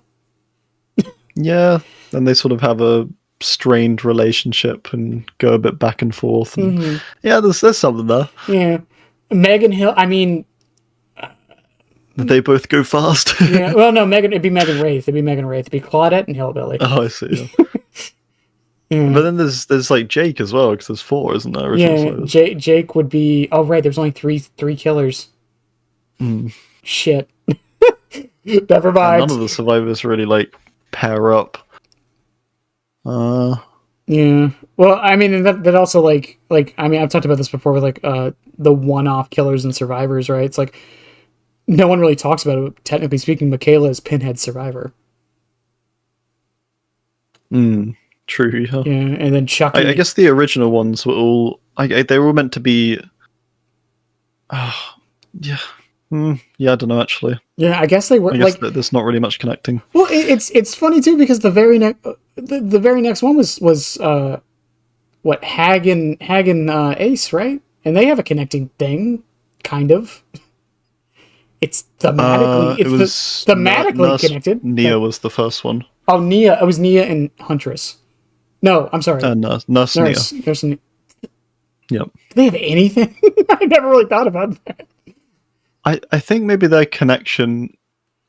I mean, they both moved to a new place at the start of their lore, so maybe like something there. But then they also both have ties to the asylum because Nia goes to spray paint the asylum when she gets taken. Nurse obviously lives there, and that results in her eventually getting taken. There's not really. I don't know. There probably is a thematic connection. I can't think of one off the top of my head though. I mean, Nia's about rebellion, and Nurse is about submission, technically, I guess. Yeah, I mean, if you want to that works. Stretch it, I guess. I don't think that's too much of a stretch. I think that works pretty well. I mean, I guess they're connected in like being polar opposites, I suppose. I mean, that's something. Because I mean, like Ace and Hag, they're connected through the idea of luck. Yep. That's what they're supposed to be connected by, at least technically. And you know, the tomes which also feeds into the idea of Hag bringing in hexes, which are supposed to be like a risk reward gambling kind of thing. Yeah. Thank you, Gummy, for helping me understand that one, because I never thought about that till Gummy told me that. And then there was the. I'm trying to think, like Blight and Felix. They're not even both German. Because That connection's just down to them both going to Dire Island. Like, Mm-hmm. The Blight's original lab was on this island called Dire Island. And then Felix and Elodie and some other kids investigate the lab, and they accidentally like summon the entity. Yeah. So like, I think that connection is more just like it's more like a literal direct connection and less thematic, I think.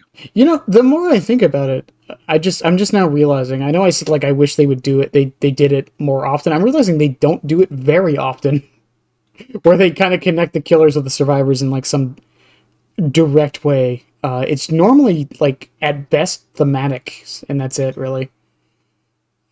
Yeah, I think it is mostly thematic. I mean, I guess if they were all connected, it would just be too restrictive, I suppose. Like, you'd have to sort of commit to like a certain location every time, or I don't know. I'm gonna sound bad saying this. Who's Jane's killer? Jane's killer's Plague. What is the thematic connection between Jane and Plague? I think, I'm not too sure, but I think it's probably something to do with, like, you know, people sort of coming into positions of power and like what they do with them.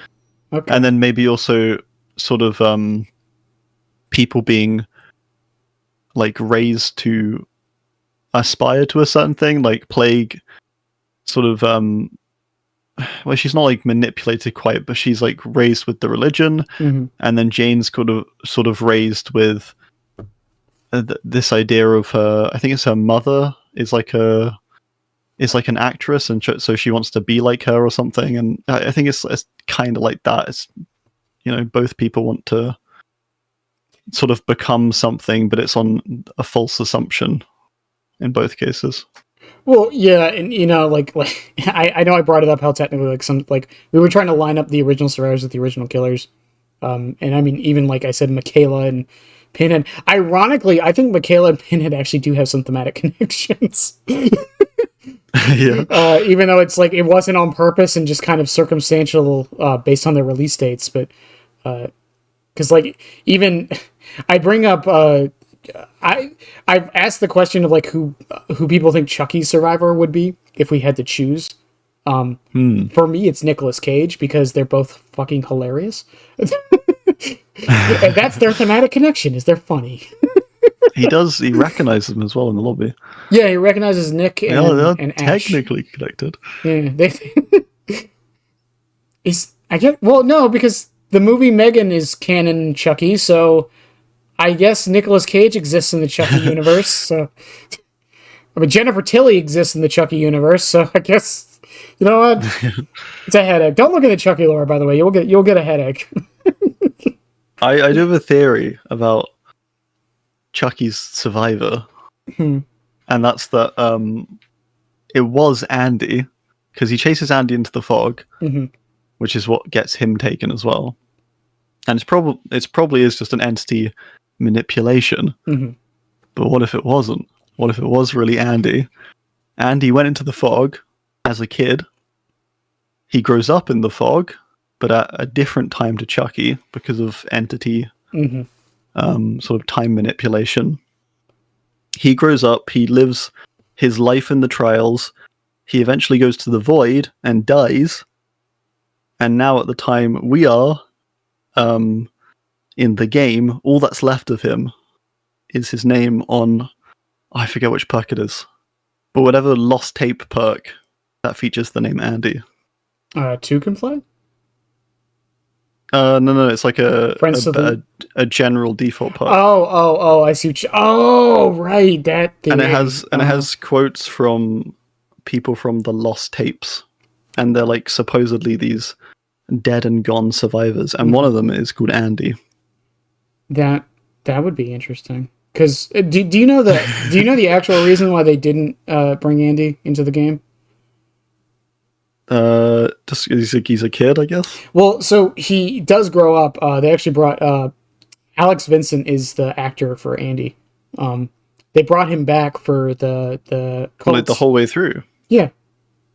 Oh, except Oh, wow. except in 3 for some reason. Okay.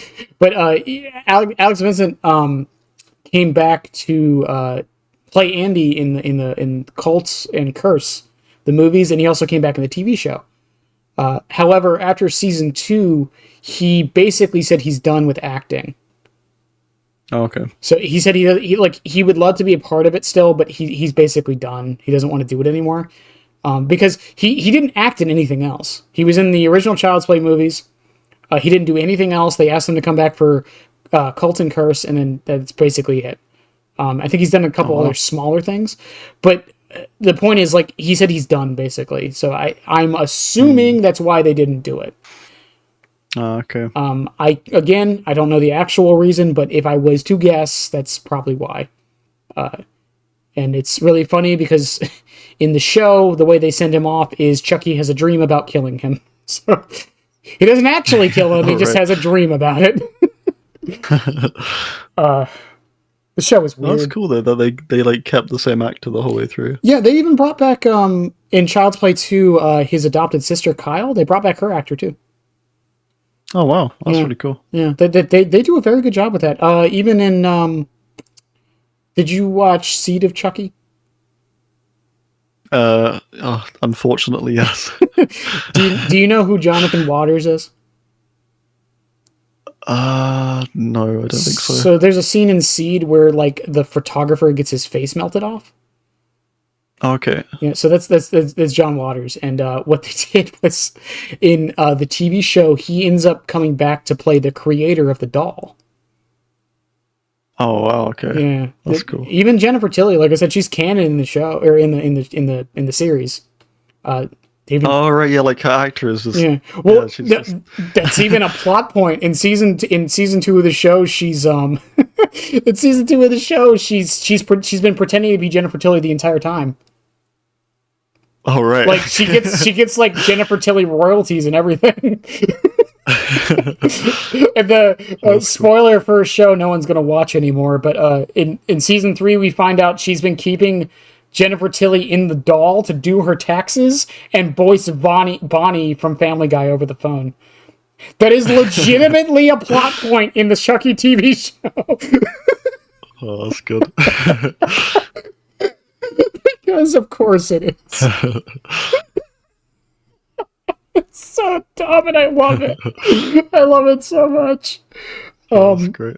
But even for like stuff like that, they Jennifer Tilly's sister is in the show. She plays her sister.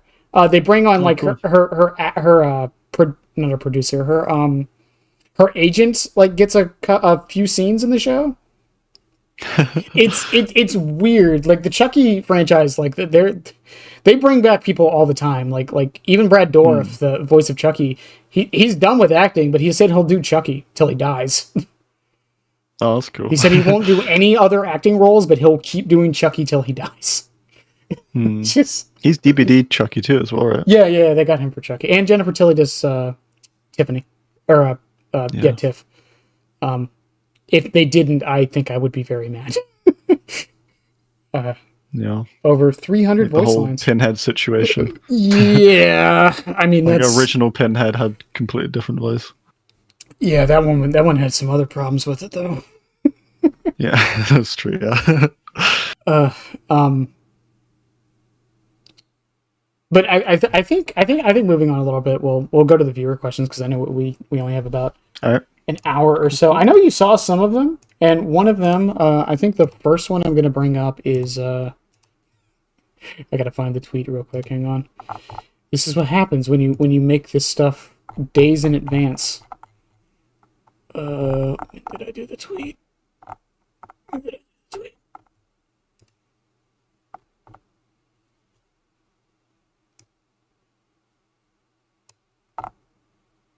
Okay, the only one from Twitter was... I need to show this on screen because it's really stupid and I love it. D20 asks... That's not even a question, it's a statement. I need you both to just say, hey everyone, to each other for 1 minute straight as a section. Do we really want to do this? We can do it. We could do it. Quick minute. minute. Let me get a timer real quick. Hang on. I'm going to do this right. Stopwatch. Okay. All right. I have a stopwatch ready to go. We're going to do this for 1 minute. All right. All right. I'm going to get progressively better at it. I swear. All right. 3, 2, 1, go. Hello, Hey everyone. everyone. Hey, everyone. Hey everyone. Hey, everyone. Hey everyone. Hey, everyone. Hey everyone. Hey, everyone. Hey everyone. How do you do that so seductively? Well, I was trying a bit harder that time. Hey, everyone. Hey everyone. Hey everyone. Hey, everyone. Hey everyone. Hey, everyone. Hey everyone. Hey, everyone. Hey everyone. Hey, everyone. Hey everyone. Hey, everyone. Hey everyone. Hey, everyone. Hey everyone. Hey, everyone. Hey everyone. Hey everyone. Hey everyone. Losing my mind. Hey, everyone. Hey, everyone. Hey, everyone. Put a Hey comma in everyone. that. That's good enough. Everyone, hey? Everyone. Hey. Weird, There's a weird. point where it just doesn't sound like words anymore. Yeah, weird content question. How many times do you have to like do that over and over again to get it right, or do you just do that in one take? That specifically. I just do it one time. I mean, there's sometimes when I maybe don't like how I say it, but for the most part, I think I'm just used to it at this point. I've said it hundreds of times at the start of videos. Okay, from YouTube. I don't know. It's just it's a moniker. I know you said like you stopped doing it in some of the videos, but you know It it's was a still there. It was just delayed. yeah. Fair enough. It's always interesting. I sometimes I vet these, sometimes I don't. I just want to make sure there's nothing bad in here real quick. Surprisingly, no. Everyone was very civil for once. Wow, Hooray. how lovely. Normally I get like one or two that are like some of the most vile things I've ever seen on the internet. From the Brick Bulbasaur, what a name.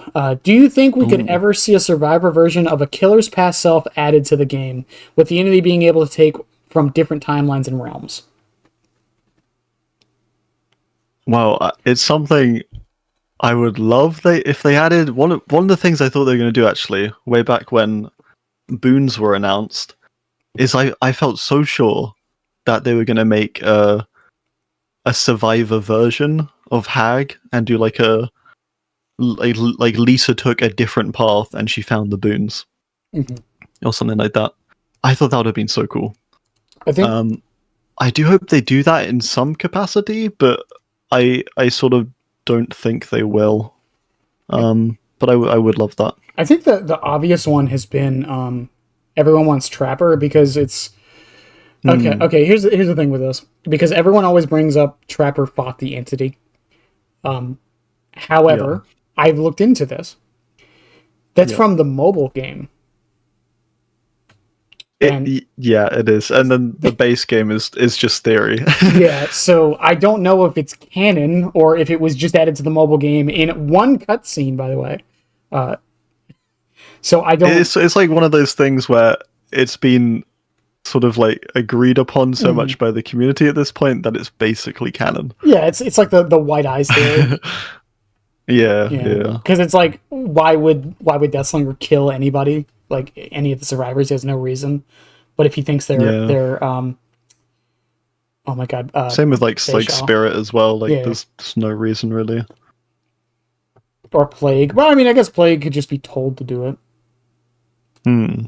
But I mean, I think it would be great. I think one way they could do it would be a controversial way, and they would have to do it very, very, very carefully, which is why I don't think they would. I think DID would be a way to do it. Do you know what DID Hmm. is? Yeah, I do, yeah. Yeah, I think that could be a way they could do it. Uh, But again, that has some problems with doing it that way. Yeah, I think maybe it'd have a bit too many problems doing Yeah. it that way. Otherwise, like, I mean, I guess pulling from past selves and whatnot could work, but other than Lisa and Trapper, like, I can't really think of any other killers that kind of work. Um, hmm. Maybe Wraith, but Singularity. I mean, That'd be pretty cool. we got an elf. We got an elf. Why not a fucking Exactly. Why can't we have a yeah? An android. We know what he looked like. Yeah, it's true. Yeah, he was more humanoid. One of his perks is he can place cameras around the map. There we go. See, it's working. It's working. We got. I don't. Other than them, it's like. I'm just scrolling through them, just trying to think. I guess it is kind of tough. Yeah. Yeah, because like Trapper, and again, Trapper I think only works because of the mobile lore. Otherwise, like I can't really see it working. I mean, like Wraith, maybe. That one would be. I think we'd have another Jonas situation on our hands with Wraith. Or like Billy, like he could have just, the divergence point could just be that he escapes his parents very early on. If they do that, his name better just be Kid, because I don't want to know Billy's real name. Okay, well, okay, Kid is his real. You know what I mean? Yeah, just called Boy. Just Boy McMillan. Boy McMillan. Boy Thompson. Boy Thompson. From is it no Roman numerals? From 702. I'm assuming it's either Vi11 or Roman numerals or 7. I apologize. Do you think it's possible there is an entity of hope that would perhaps try to end the trials and fight against our entity? It would be awesome to see if some of the killers could be free from the entity's manipulation and how they'd react to releasing what they become. This will be the last update of the game. Ooh, okay, well, I actually think the reason why the entity is so powerful and the reason why it's pretty much unstoppable is because it's already killed all of the other entities, which we do get some description and insight into in, I think it's either like a scrapped tome or a very early tome. There's an entry from the Observer recalling his homeworld when all of the other entities or ancients would swim across the night sky.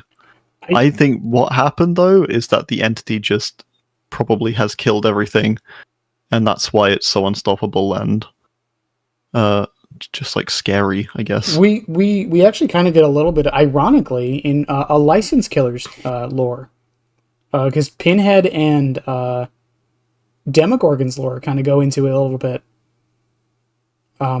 with them talking to not talking to, but it implies that like Leviathan and I guess true, yeah, and I guess whatever controls the upside, yeah, and the Mind Flayer. It's been a while.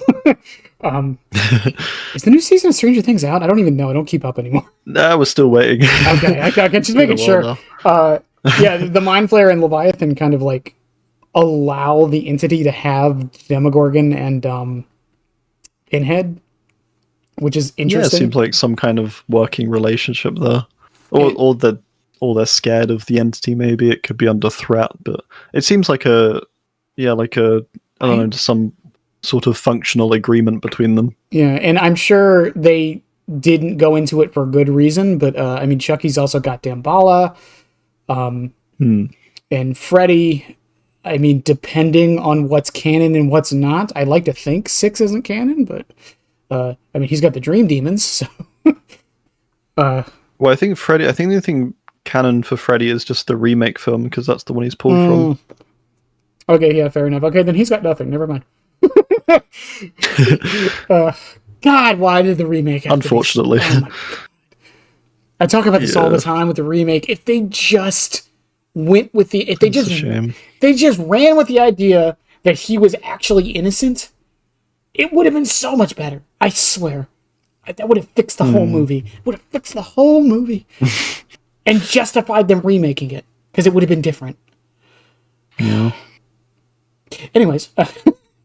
Uh, but yeah, like, I mean, it's never really implied there's like another like good version, quote unquote, of the entity. Yeah, it's implied there's other entities, but it's true. It's never implied that they're good necessarily, but they do seem to be more passive and peaceful compared to our Hash, entity. hashtag not all eldritch beings are evil. Okay. Yeah. Actually, the more I think about it, actually, is that true? Hang on. Well, actually, technically, none of them are evil, depending on how you want to look. Anyways, moving on from that moral fucking dilemma. From Courtney Webster. What if instead of just one entity, it was many creatures watching and taking pleasure from the trials? We kind of answered this one a little bit. Some of these will be repeats. And what we know, there is a realm to explore outside of the trials, but there's also makes me wonder if there could be more trials other than the ones we play. Do you think these two could be true in any way? So, Well, I think it has already been confirmed there are other trials, and there's characters like the Observer and his whole story. It's he debates even himself and considers the possibility that his whole life in the realm and his like the challenges he faces are just another trial for the entity. They're all just things that feed into that. So I think like the entity probably does have lots of different trials going on. I mean, even like in game, I reckon the different like game modes and modifiers we've had recently, I would say that even counts as a different kind of trial that it's testing out. So I think in the wider realm, it's almost definitely doing more trials, both with our characters, but also with characters from other lost realms, and well, yeah, also, basically. did the lore ever explain like not explain, but does it ever like imply that there's not just one hillbilly, there's multiple that the entity uses? I don't really, never Well, really thought I about think that. I think the killers in trial, like the ones we play, are always the same ones. Like our Billy is our Billy; it's not a different Billy or something each time. But there are multiple versions of the characters in the realm. Like we have an Oni inside of the trials, but then there's also an Oni who dresses in green and gold, who is a key part of a character's lore named Saku. There's like another Oni who's sent on these little missions to go outside of the realm and attack Saku's clan, which causes her to eventually come into the realm and try to hunt this other Oni down. So there is definitely other versions of the killers, but they're usually used for different things aside the trials. Okay, fair enough. Again, like I don't know if you can tell I'm not the biggest lorehead. That's why I was kind of scared of this topic in general. But I'm glad you can steer me in the correct direction. From Georgia Lopez, lore wise, which survivor do you think has the highest escape rate in the trials? Ooh, highest escape rate. Do you want to do non-licensed only? Because I have an answer that's licensed. Yeah, like one of the Resident Evil ones or Yeah, something. I would say Ada. Oh, okay. Yeah, I don't know. I guess it has to be. To me, it's the perfect survivor would be someone who fulfills all of like the categories we have in game. So like objective, altruism, survival, and boldness. Like the character who can fulfill every aspect of the trials would ultimately be the best survivor and so escape the most. With that said, I'm not sure who that would be. I'm trying Huey. I think it probably would, yeah, maybe someone like Yui, maybe one of the Resident Evil people. If it was original, yeah, I think Yui's a good pick actually. I think, well, because even her perks like kind of fit all of that, don't they? Yeah, they do, yeah. I mean, she doesn't really have an altruism. Well, actually, don't you get boldness points for enemies necessary? Isn't that a thing? Yeah, I think so. Yeah. I mean, she's also, I mean, just going by her lore as well, I think she also fits that role of boldness, but also altruism. Yeah, and someone in chat did bring up Ash, which is good. And or Hattie as well is probably another good pick. Yeah, I mean she did kill the vampires. I'm not letting behavior forget that. They wrote it. I don't know how they forgot. I think Hattie or Yui are probably the best picks for that. Actually, the more maybe I think, like Elodie too, possibly. Yeah, the more I think about it, it actually probably would be Hattie. Even all of her perks fit every category pretty much. Yeah. She's got one for gens, one for healing, one for flashlights. Yeah, and she's got a lot of knowledge of the realm, of course, and she's like altruistic in her lore as well. Like she's not, she has to go through some horrible stuff, but she doesn't sort of lose her humanity or anything. Yeah. I think the more I think about it, it's probably Yui and Hattie. Least likely is probably Dwight. I don't care what anyone says. Dwight. Yeah, I don't care. I don't like Dwight. Would the Observer work better as a survivor or killer if he ever becomes a playable character? I think if you took him at the very start of his lore, probably a survivor, but I think at this point, probably a killer. He goes very crazy. He's currently in the Void, by the way, investigating the Void. He left his tower, and he's looking around the Void at the moment, going even more crazy. He's still got a scotch, though, so he's good. Yeah.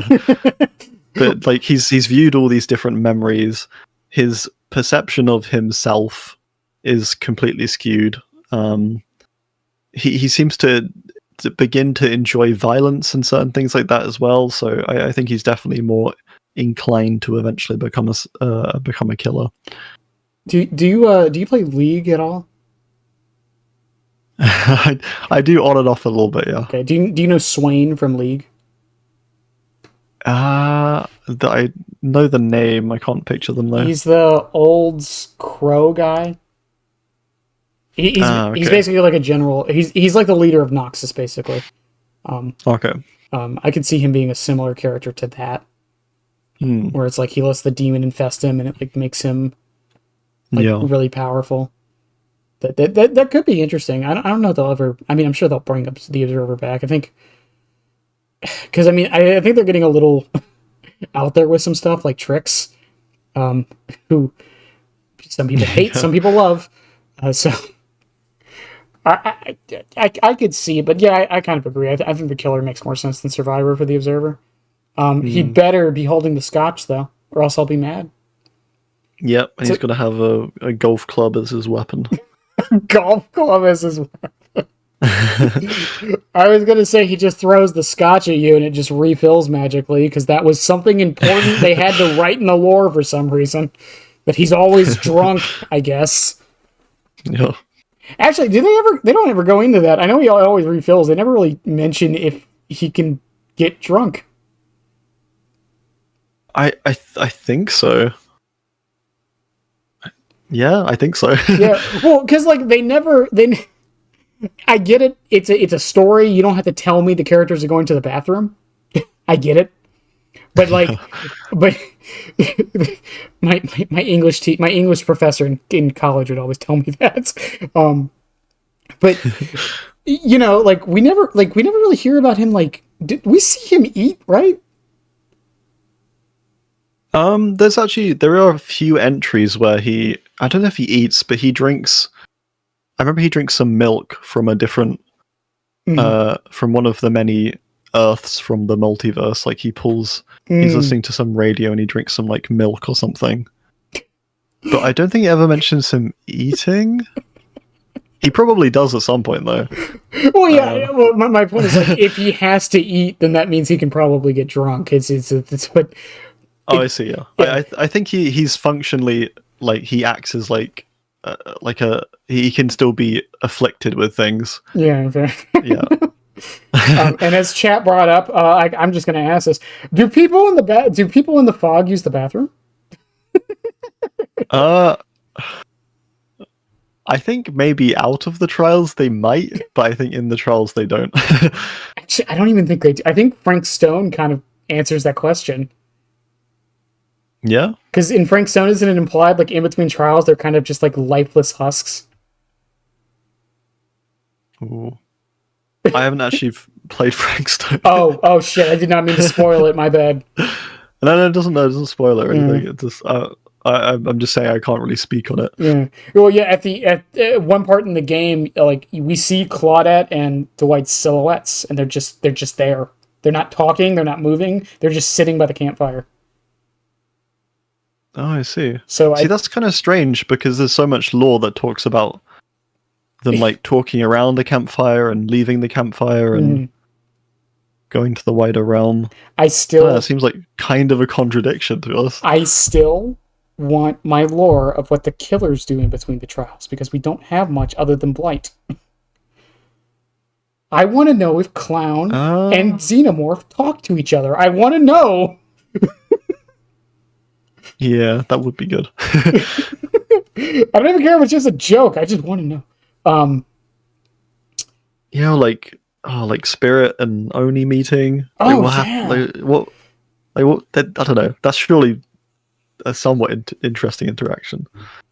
Yeah, I mean, not even just like the jokey ones, but yeah, just like the actual ones, like even the more interesting ones, like Pinhead and Vecna. I know they're license killers, but what would those two talk about? I mean, I want to know. Third question from them is, which original killer has the best lore in your opinion? I think you already answered this. Original killer. Oh no, you said licensed. You said licensed. My bad. Wait, was the question licensed or? No, the question is original. I'm just saying you answered which licensed killer has the best earlier.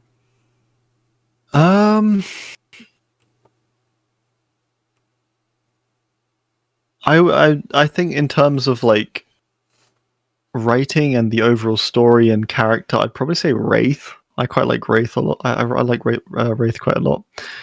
In terms of just my enjoyment of it, I'd probably say Unknown. As my two picks.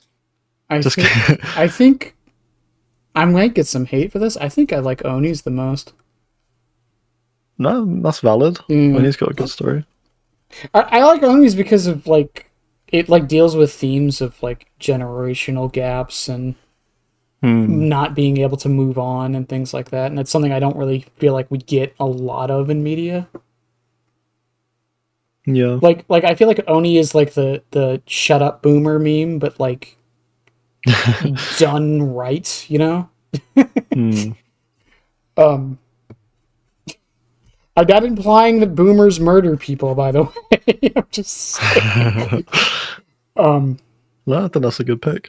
Yeah, and even like the thematic connection with Spirit, and as controversial as it kind of is to a degree, but you know. Did you play Hooked on You, by the way, the dating sim? I played like a couple hours. I didn't finish it. So if you do the Spirit path, Oni comes in. Oh, really? it's so stupid. That was a game that they made. That's crazy, right? Yeah, he comes in to make sure you're appropriate for his granddaughter. Oh, I see. It's so fucking weird. Watch a playthrough. I swear, anyone who hasn't seen it, just go watch it. It's hilarious. Guys, I don't even know how to say it. Dinsnag? Oh yeah, it's a tough one. Dinsnag. I'm just gonna say Dinsnag. What character would you like to get lore updates to fill in the blanks? Personally, I would like to get more about Legion, more of the stuff they did as a group. What I will say to you is Legion did have the comics, so that kind of helped with that. But yeah, I think Legion's not getting any more. They did just get a whole comic.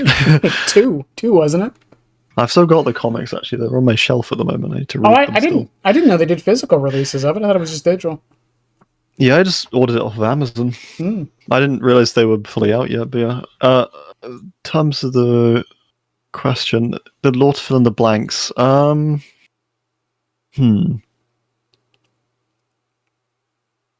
as we talked about earlier, characters like Unknown and Dredge, I hope they don't fill in the blanks for those characters. In terms of the characters I hope they fill in, I feel like they've covered most of the original ones now. I know Slinger and Oni got tomes recently as well. Mm-hmm. Twins. You know what? I'm really not sure. Twins, I think, is really the only one left. Oh, Twins have a tome. Oh, right, they do. I'm stupid. I Oh, think yeah, they their do. tome was pretty good as well. Yeah. Yeah. There's some that have that sort of like they have tomes, but they don't really add much. Like I would say, like Huntress's tome, for example, it's like there, but it doesn't really add much. There's not much Hag, to add. yeah, I guess that's true. Like Hag, I sort of wish they would maybe like redo it or sort of reframe the story a bit. But I wouldn't really want to expand it. I don't think. Mm-hmm. I don't know. It's actually pretty tough.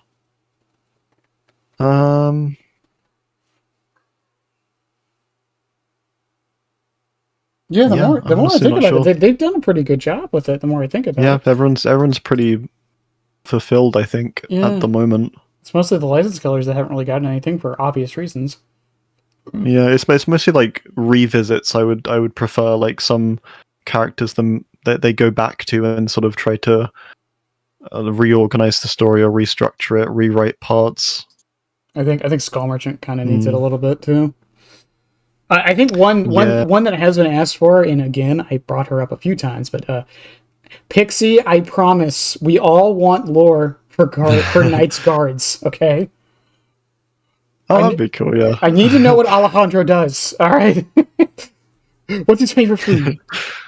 What's his favorite color? But yeah, I think for the most part, they've done a pretty good job of at least slightly filling in the blanks, except for the ones that don't really... Like, again, like if they do an Unknown tome, I really do hope they don't go into detail. I don't want to know what Unknown is. Yeah, I think as long as they don't explain what it is, they could do another expansion on it, like because Unknown has been around for ages as well. Like I think it's first mentioned to be, it's like mentioned in the like 1300s or 1400s. Like they have a lot of space to have a story, but I do hope they don't actually get any closer to explaining it. As long as it's just another, they could make it another sort of fun story, I think. There is an implication in Unknown's lore that I like, that it's an MK Ultra experiment. And the reason I kind of like that is because if you want to go down the rabbit hole, they also imply that Doctor was part of MK Ultra as well. So if you wanted to headcanon it, there's enough evidence that Doctor might have made Unknown. Unknown does have the UVX, which causes sort of messes with your mind. Yeah, I mean, stuff like that too. It's not solid evidence, but it's there. But hey, that's the fun part of it. Yeah. From Mr. Bagel, what survivor and killer lore do you relate to the most on a personal level? Hopefully not Freddy. As they add. Freddy's my hero. On a personal level. Freddy's my hero. You know, I joke, there's some sick fuck out there who... Okay, moving on. Yeah, on a personal level. Oof. Another one that's pretty tough. I would assume more so Survivor. I mean, the killer ones would be a little harder to do. Yeah, honestly, I don't think I relate to any of the killers. I mean, partly just because, you know, a lot of their stories aren't even sort of set in similar times. I don't know. I think for me, and I this only happened because of the tome, it's Fawn. Because her tome changed, her tome added in a reason, not just a reason, but like, she was like overworked, but also an alcoholic, and this is something I relate to a lot because back in, let's say about 5 years ago, that was kind of me. And again, I can't believe they made me relate to her, but they did. I used to hate her. I hated her lore so much. No. It's funny how just a few paragraphs can change your perception of something. But yeah, none? You don't relate to any of the survivors? I don't know. No one, like, especially. Like there's, I've not really ever read a Survivor story, to be honest, and felt like very connected with any of them in that sense.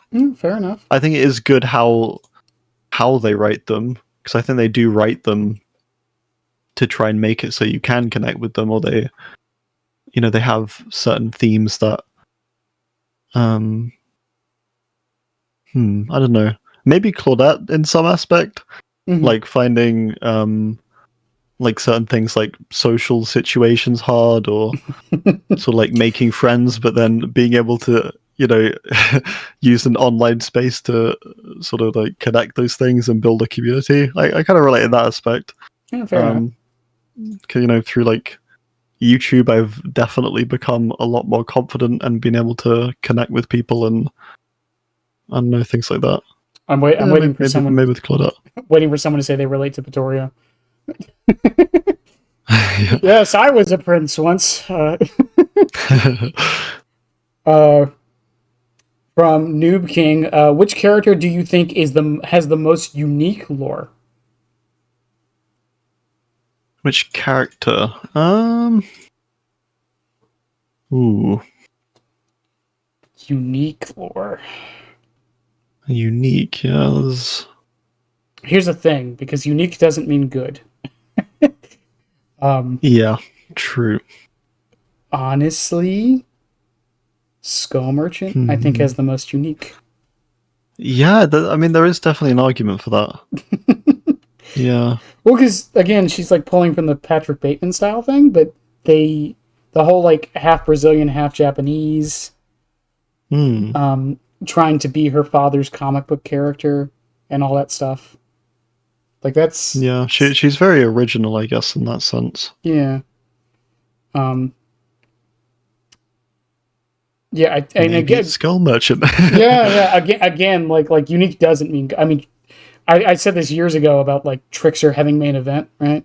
They gave him main event to make him more unique from the other range killers, and it's like, well, unique doesn't mean good. I think maybe Trickster's not a bad call. Like Trickster and Yunjin, I think have quite a unique story. I think compared to the, I mean, like. I think the base idea of Trickster isn't very unique, but like bringing in Yoon Jin into it, I think definitely does help it with the be a little bit. I guess like I think like the character maybe not, but like I think like the way his story unfolds, and like how we sort of learn about him and what I don't know, maybe not. Blight, I think Blight's also quite unique. Blight's just like this crazy character, that's sort of like started the lore and has evolved with it, and I don't know. Yeah, I think Blight's also unique in the sense of how connected he is to everything. Because we haven't really had anything like that in a while. Yeah, everything has like inklings of connections, but like nothing as substantial as Blight. I guess Dredge was that to a degree. Yeah, maybe. And I guess Tori, but that's really it. Maybe Blight. Maybe I'll go with Blight. Okay. From Blitz Dave, is there a part of the lore which has been neglected over the past years? Oh, all of it. All of it. All of it. Everything. I think the lore in general is very neglected, I think, and it's especially in terms of quality of life for lore, which sounds kind of strange, but it's something I think they don't really care about at all, or they have not invested into at all, because the lore is still so complicated, inaccessible, and that there's not enough that tries to get you to engage with it, I think is the way I'd say it. I really wish, and I know they probably can't do that. Well, they probably could do this for licensed killers. I wish that like we had challenges for killers and survivors that weren't just the adepts, that like gave you lore for them. This is something Marvel Rivals is kind of doing this, but they're doing it in like a really weird way, I feel. Where it's connected to the battle pass. Okay. But their battle passes, it's not time gated. You can actually do any battle pass at any time. They've only had two. Nice. They've only had two so far, so it doesn't really matter now, but it will in the future. So that could be interesting, but yeah, I kind of agree. It's funny too because a lot of people say like lore doesn't matter, but it does. Like, I don't know, people build connections with these characters for good. Yeah, I think it definitely does matter. I guess it's one of those things that it might not matter to everyone, but that doesn't mean it doesn't matter. It's as a whole. It's one of those things. The way I always describe it is, it's like it doesn't matter because it's there. If it wasn't there, you would care that it's not there. You know what I mean? Right. Yeah. Like you're gonna so miss, many questions. Yeah, you're gonna miss it when it's gone, right? It's like, yeah, definitely. If Trapper didn't have lore, like he's just machete man with traps. Yeah, there's lots of characters that they become a lot more shallow, I think, without the lore there. Yeah, I think Wraith is a good example. Like, so many questions get brought up without the lore. Like, why does he carry around a spine? Why can he turn invisible? Even though yeah, exactly. To be fair, that second one doesn't ever get answered, but whatever. Yeah, I guess so. Why can Wraith go invisible? Just entity powers. Yeah, is granted. Yeah, just for no reason. It has nothing to do with it. I think maybe it's maybe also to do with. I mean, it's sort of a weird one, I guess, because obviously the tome lore is retroactively written and sort of added to, who he is. Mm-hmm. But it could be because he's sort of like, throughout that, he's sort of like a bystander for a lot of it. He's sort of just watching on against these horrors. So I guess him being this sort of invisible spectator almost. Mm-hmm. Fair enough. Could maybe be a connection. Yeah. I mean, they've, again, talked about it with Skull Merchant. Like, they barely mention the drones, which is weird considering it's her entire power. It is weird, yeah. Especially if she's called the Skull Merchant. You'd think there'd be more inclusion of the skulls somewhere in there. Yeah, it's not really explained either in her lore, like why she's called the Skull Merchant. Like, obviously it's the character's name, but like, why is the character called that? Yeah, like, is like she like talked about in myth, like by other CEOs? Like, oh, you better watch out, the Skull Merchant's gonna get you. I'm convinced Skull Merchant was. Here's my theory on Skull Merchant, because we know there's two teams that make killers. My theory is that the team that was making Skull Merchant, from what we can tell, was the team that was making Xenomorph. And my guess is they put a lot. They had a lot of pressure to make the Xenomorph chapter very good. Some would argue it wasn't, but I think it was. So I feel like they didn't have as many resources to make Skull Merchant as good as they could from both the lore perspective and the gameplay perspective, and they couldn't really like intertwine them in any good way. That is my best guess. I know a lot of people like to think it was a failed Predator chapter. I don't believe that. It wasn't the failed Predator chapter. I don't believe that. There's passing coincidence, but it definitely isn't the case. I wanted, when Unknown... Do you know Fiddlesticks from League of Legends?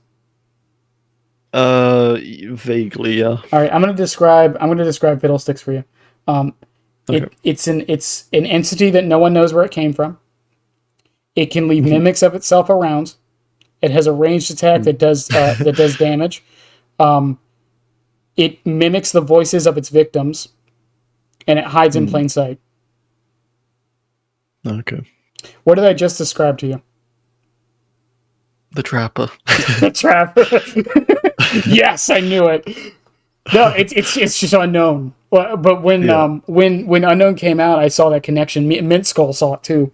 And I wanted to do a joke video where I was like, is Unknown actually a failed League of Legends license? Just to make fun of the Predator videos. That would be funny. I never got around to it, and it's kind of too late to do it. But Riot, make a skin. That would be the greatest collab of all time. That would be good. From Will Simos, I probably said that wrong. Among all the survivors, which one has a story that makes the least sense with the character, in sense of the design doesn't match, or the story has a plot hole that ruins it?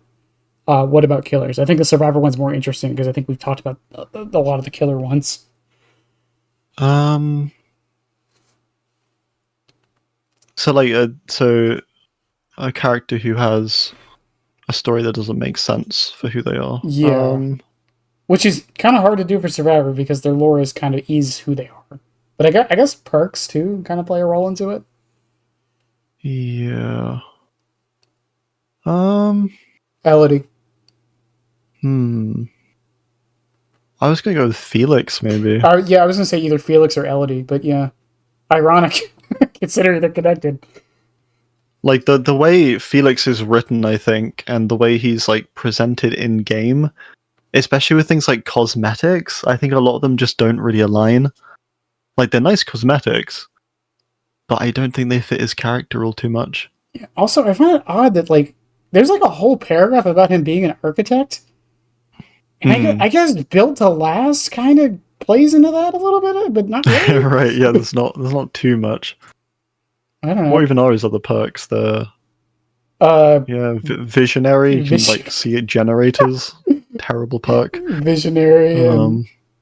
Desperate measures is, I don't know. I don't feel like that's related all too much, honestly. Yeah, and then I mean, Elodie's got. I almost said head on power struggle, appraisal, and I always forget her last perk. What is it?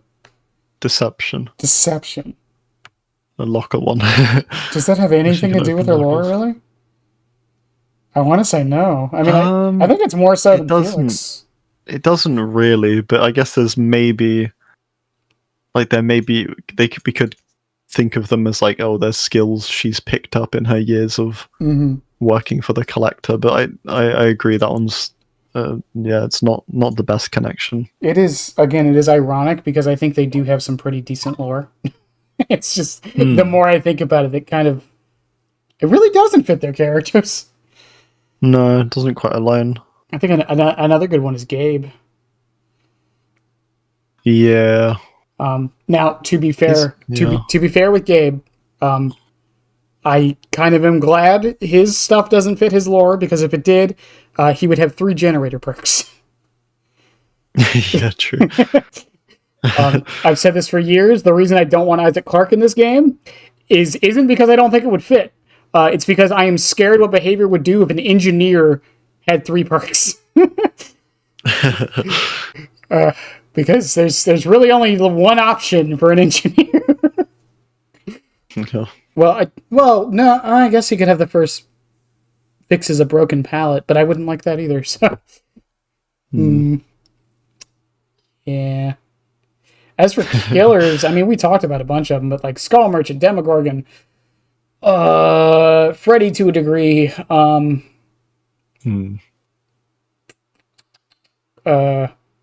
Huntress is just kind of doesn't really have too much lore after the surface level stuff. Nurse as well, I guess, because I mean, Nurses is all around a bit of a mess. Yeah. Nurses was good,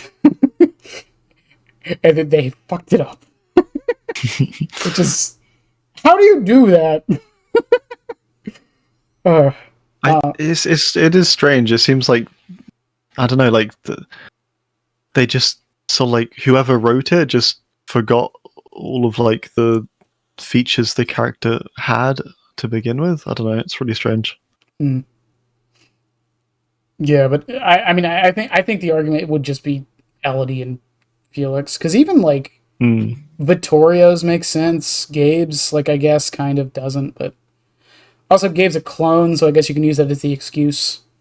Yeah. Even like some of the more licensed ones, like Laura's perks are all good. I said it correctly. I'm sorry, I'm a dumb American and I pronounce it Laura. Okay, that's I know there's 2 A's. Just saying Laura, like I have to think about it because that's not Lara Croft. I don't want to hear it. All right, and people get mad at me. People get so mad at me for how I say Dwight. Because I emphasize the D. Because I see. I put like 2 syllable. It's like D White is how I say it, not Dwight.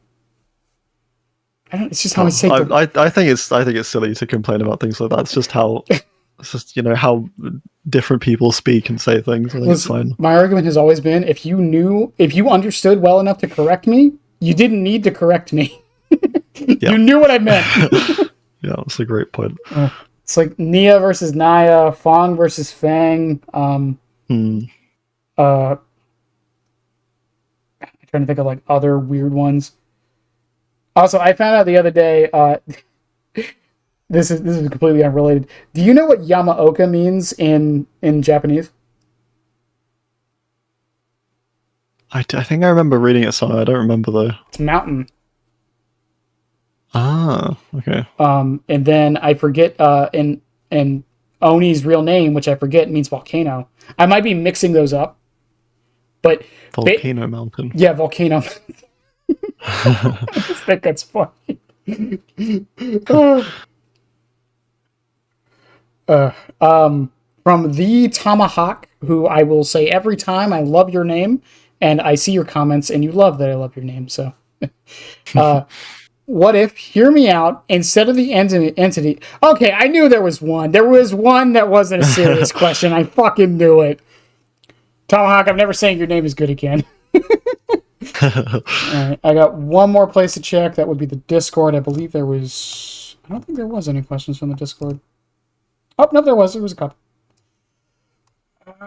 Someone's playing Helldivers. Why is my streamer mode off? I don't care enough to worry about it. Alright, everyone. Aiden is playing Overwatch 2. Spoiler Alert asks, is there any stories from the tomes, trailers, or lore, texts for outfits you'd wish were expanded on for a chapter for a new killer or survivor? Expanded on for a chapter. Everything similar to how Hattie was kind of like teased for the longest time. Oh, I see. I mean, there's Olivia from Unknown's lore, like the person who was investigating Unknown, and she sort of experiences some really weird stuff at the end of its lore. Mm-hmm. She hears lots of, like, voices. It's really creepy. But I think like someone like that's a good character. I think anyone who there's also characters like Julian, who's Michaela's roommate, who gets seemingly attacked or taken by the entity. Mm-hmm. I think anyone like that who has sort of an unsolved story so far could be quite cool to look at, survivor-wise. And killer-wise, no one comes to mind. I think mainly survivors, someone like Olivia or maybe Julian, I think. Yeah, other than Unknown and Dredge, they really haven't been teasing too many killers that aren't like licensed. Like in other people's lores. I won't give it away, but we both know, and most of my chat knows, who the next killer is. And all I'll say is that they did a weird thing where it's teased in Unknown's add-ons for some reason. So do with that what you will. Is it really? Yeah. Oh, yeah, it's teasing. Interesting. It's teasing one of the add-ons. It's okay. So odd. I won't name it because then people will get mad at me. But yeah, it's okay. I'm gonna go look at the add-ons now. One-eyed Indie asks, which original killer has your favorite? I think you already answered that one. And would you add more to it? I think to add on to that. Who did you say was your favorite? Favorite original lore. I think like Wraith and then Unknown as like a fun one. And I know you said you wouldn't really add more to Unknown, but would you add more to Wraith? No, I think that's why I like Wraith. I think his story from start to finish all makes sense and connects well, and yeah, I think it's just a well-rounded story. Yeah, I personally wouldn't add anything to him. I think he's completely fine. Yeah, his story's complete in my eyes. Yeah, I'm glad they don't go too in depth on his like past. It's kind of like a lot of it's like implied, like it's stated, but like they don't go into detail, and I think it's good. Yeah, I like that too. But I think that is all the questions, and I told you we'd make time. I definitely believed it. Oh yeah, very good. But I'll do my little outro here in a second. But again, I want to thank you for coming on. I know this is really weird and random, and again, you haven't done anything like this before, have you? I've done like a few like podcast type things. Oh, really? Have I not seen? I feel bad for saying I haven't seen them. I did one with frickin' Nick at the start of the month with Pixelbush and Mint Scott. Oh, right. Oh my god, I haven't watched it yet. That's why it's in my watch later. I'm sorry. Oh, I forgot about that. Yeah. Shit, now I feel real bad. I feel bad about it. But for real though, I do want to thank you for doing this. I know it doesn't mean Thanks much, for having me on. but you know, time is the most valuable thing we have, and you gave me 3 hours of it. So, very happy to. Nice talking. But if you want to tell people where they can find you, by the way, you don't have a Twitter anymore, do you? No, not for a while. Okay. Oh, I figured not, because I tried to tag you on Twitter when I asked the questions, and I noticed it wasn't there. I know a lot of people aren't on Twitter anymore, so understandable. I'm only there for networking purposes at this point. Yeah, fair enough. But yeah, people can find you on YouTube. I know on Blue Sky. Do you stream often? I very rarely stream on YouTube, but it's like maybe once every like 3 months or something. It's not frequent at all. Fair enough. But all that'll be linked below. Is there any other plugs you want to put in before we head out? Nope, don't think so. All right. Well, to everyone watching on the YouTubes, I love you guys. Have a good one, and goodbye, everyone.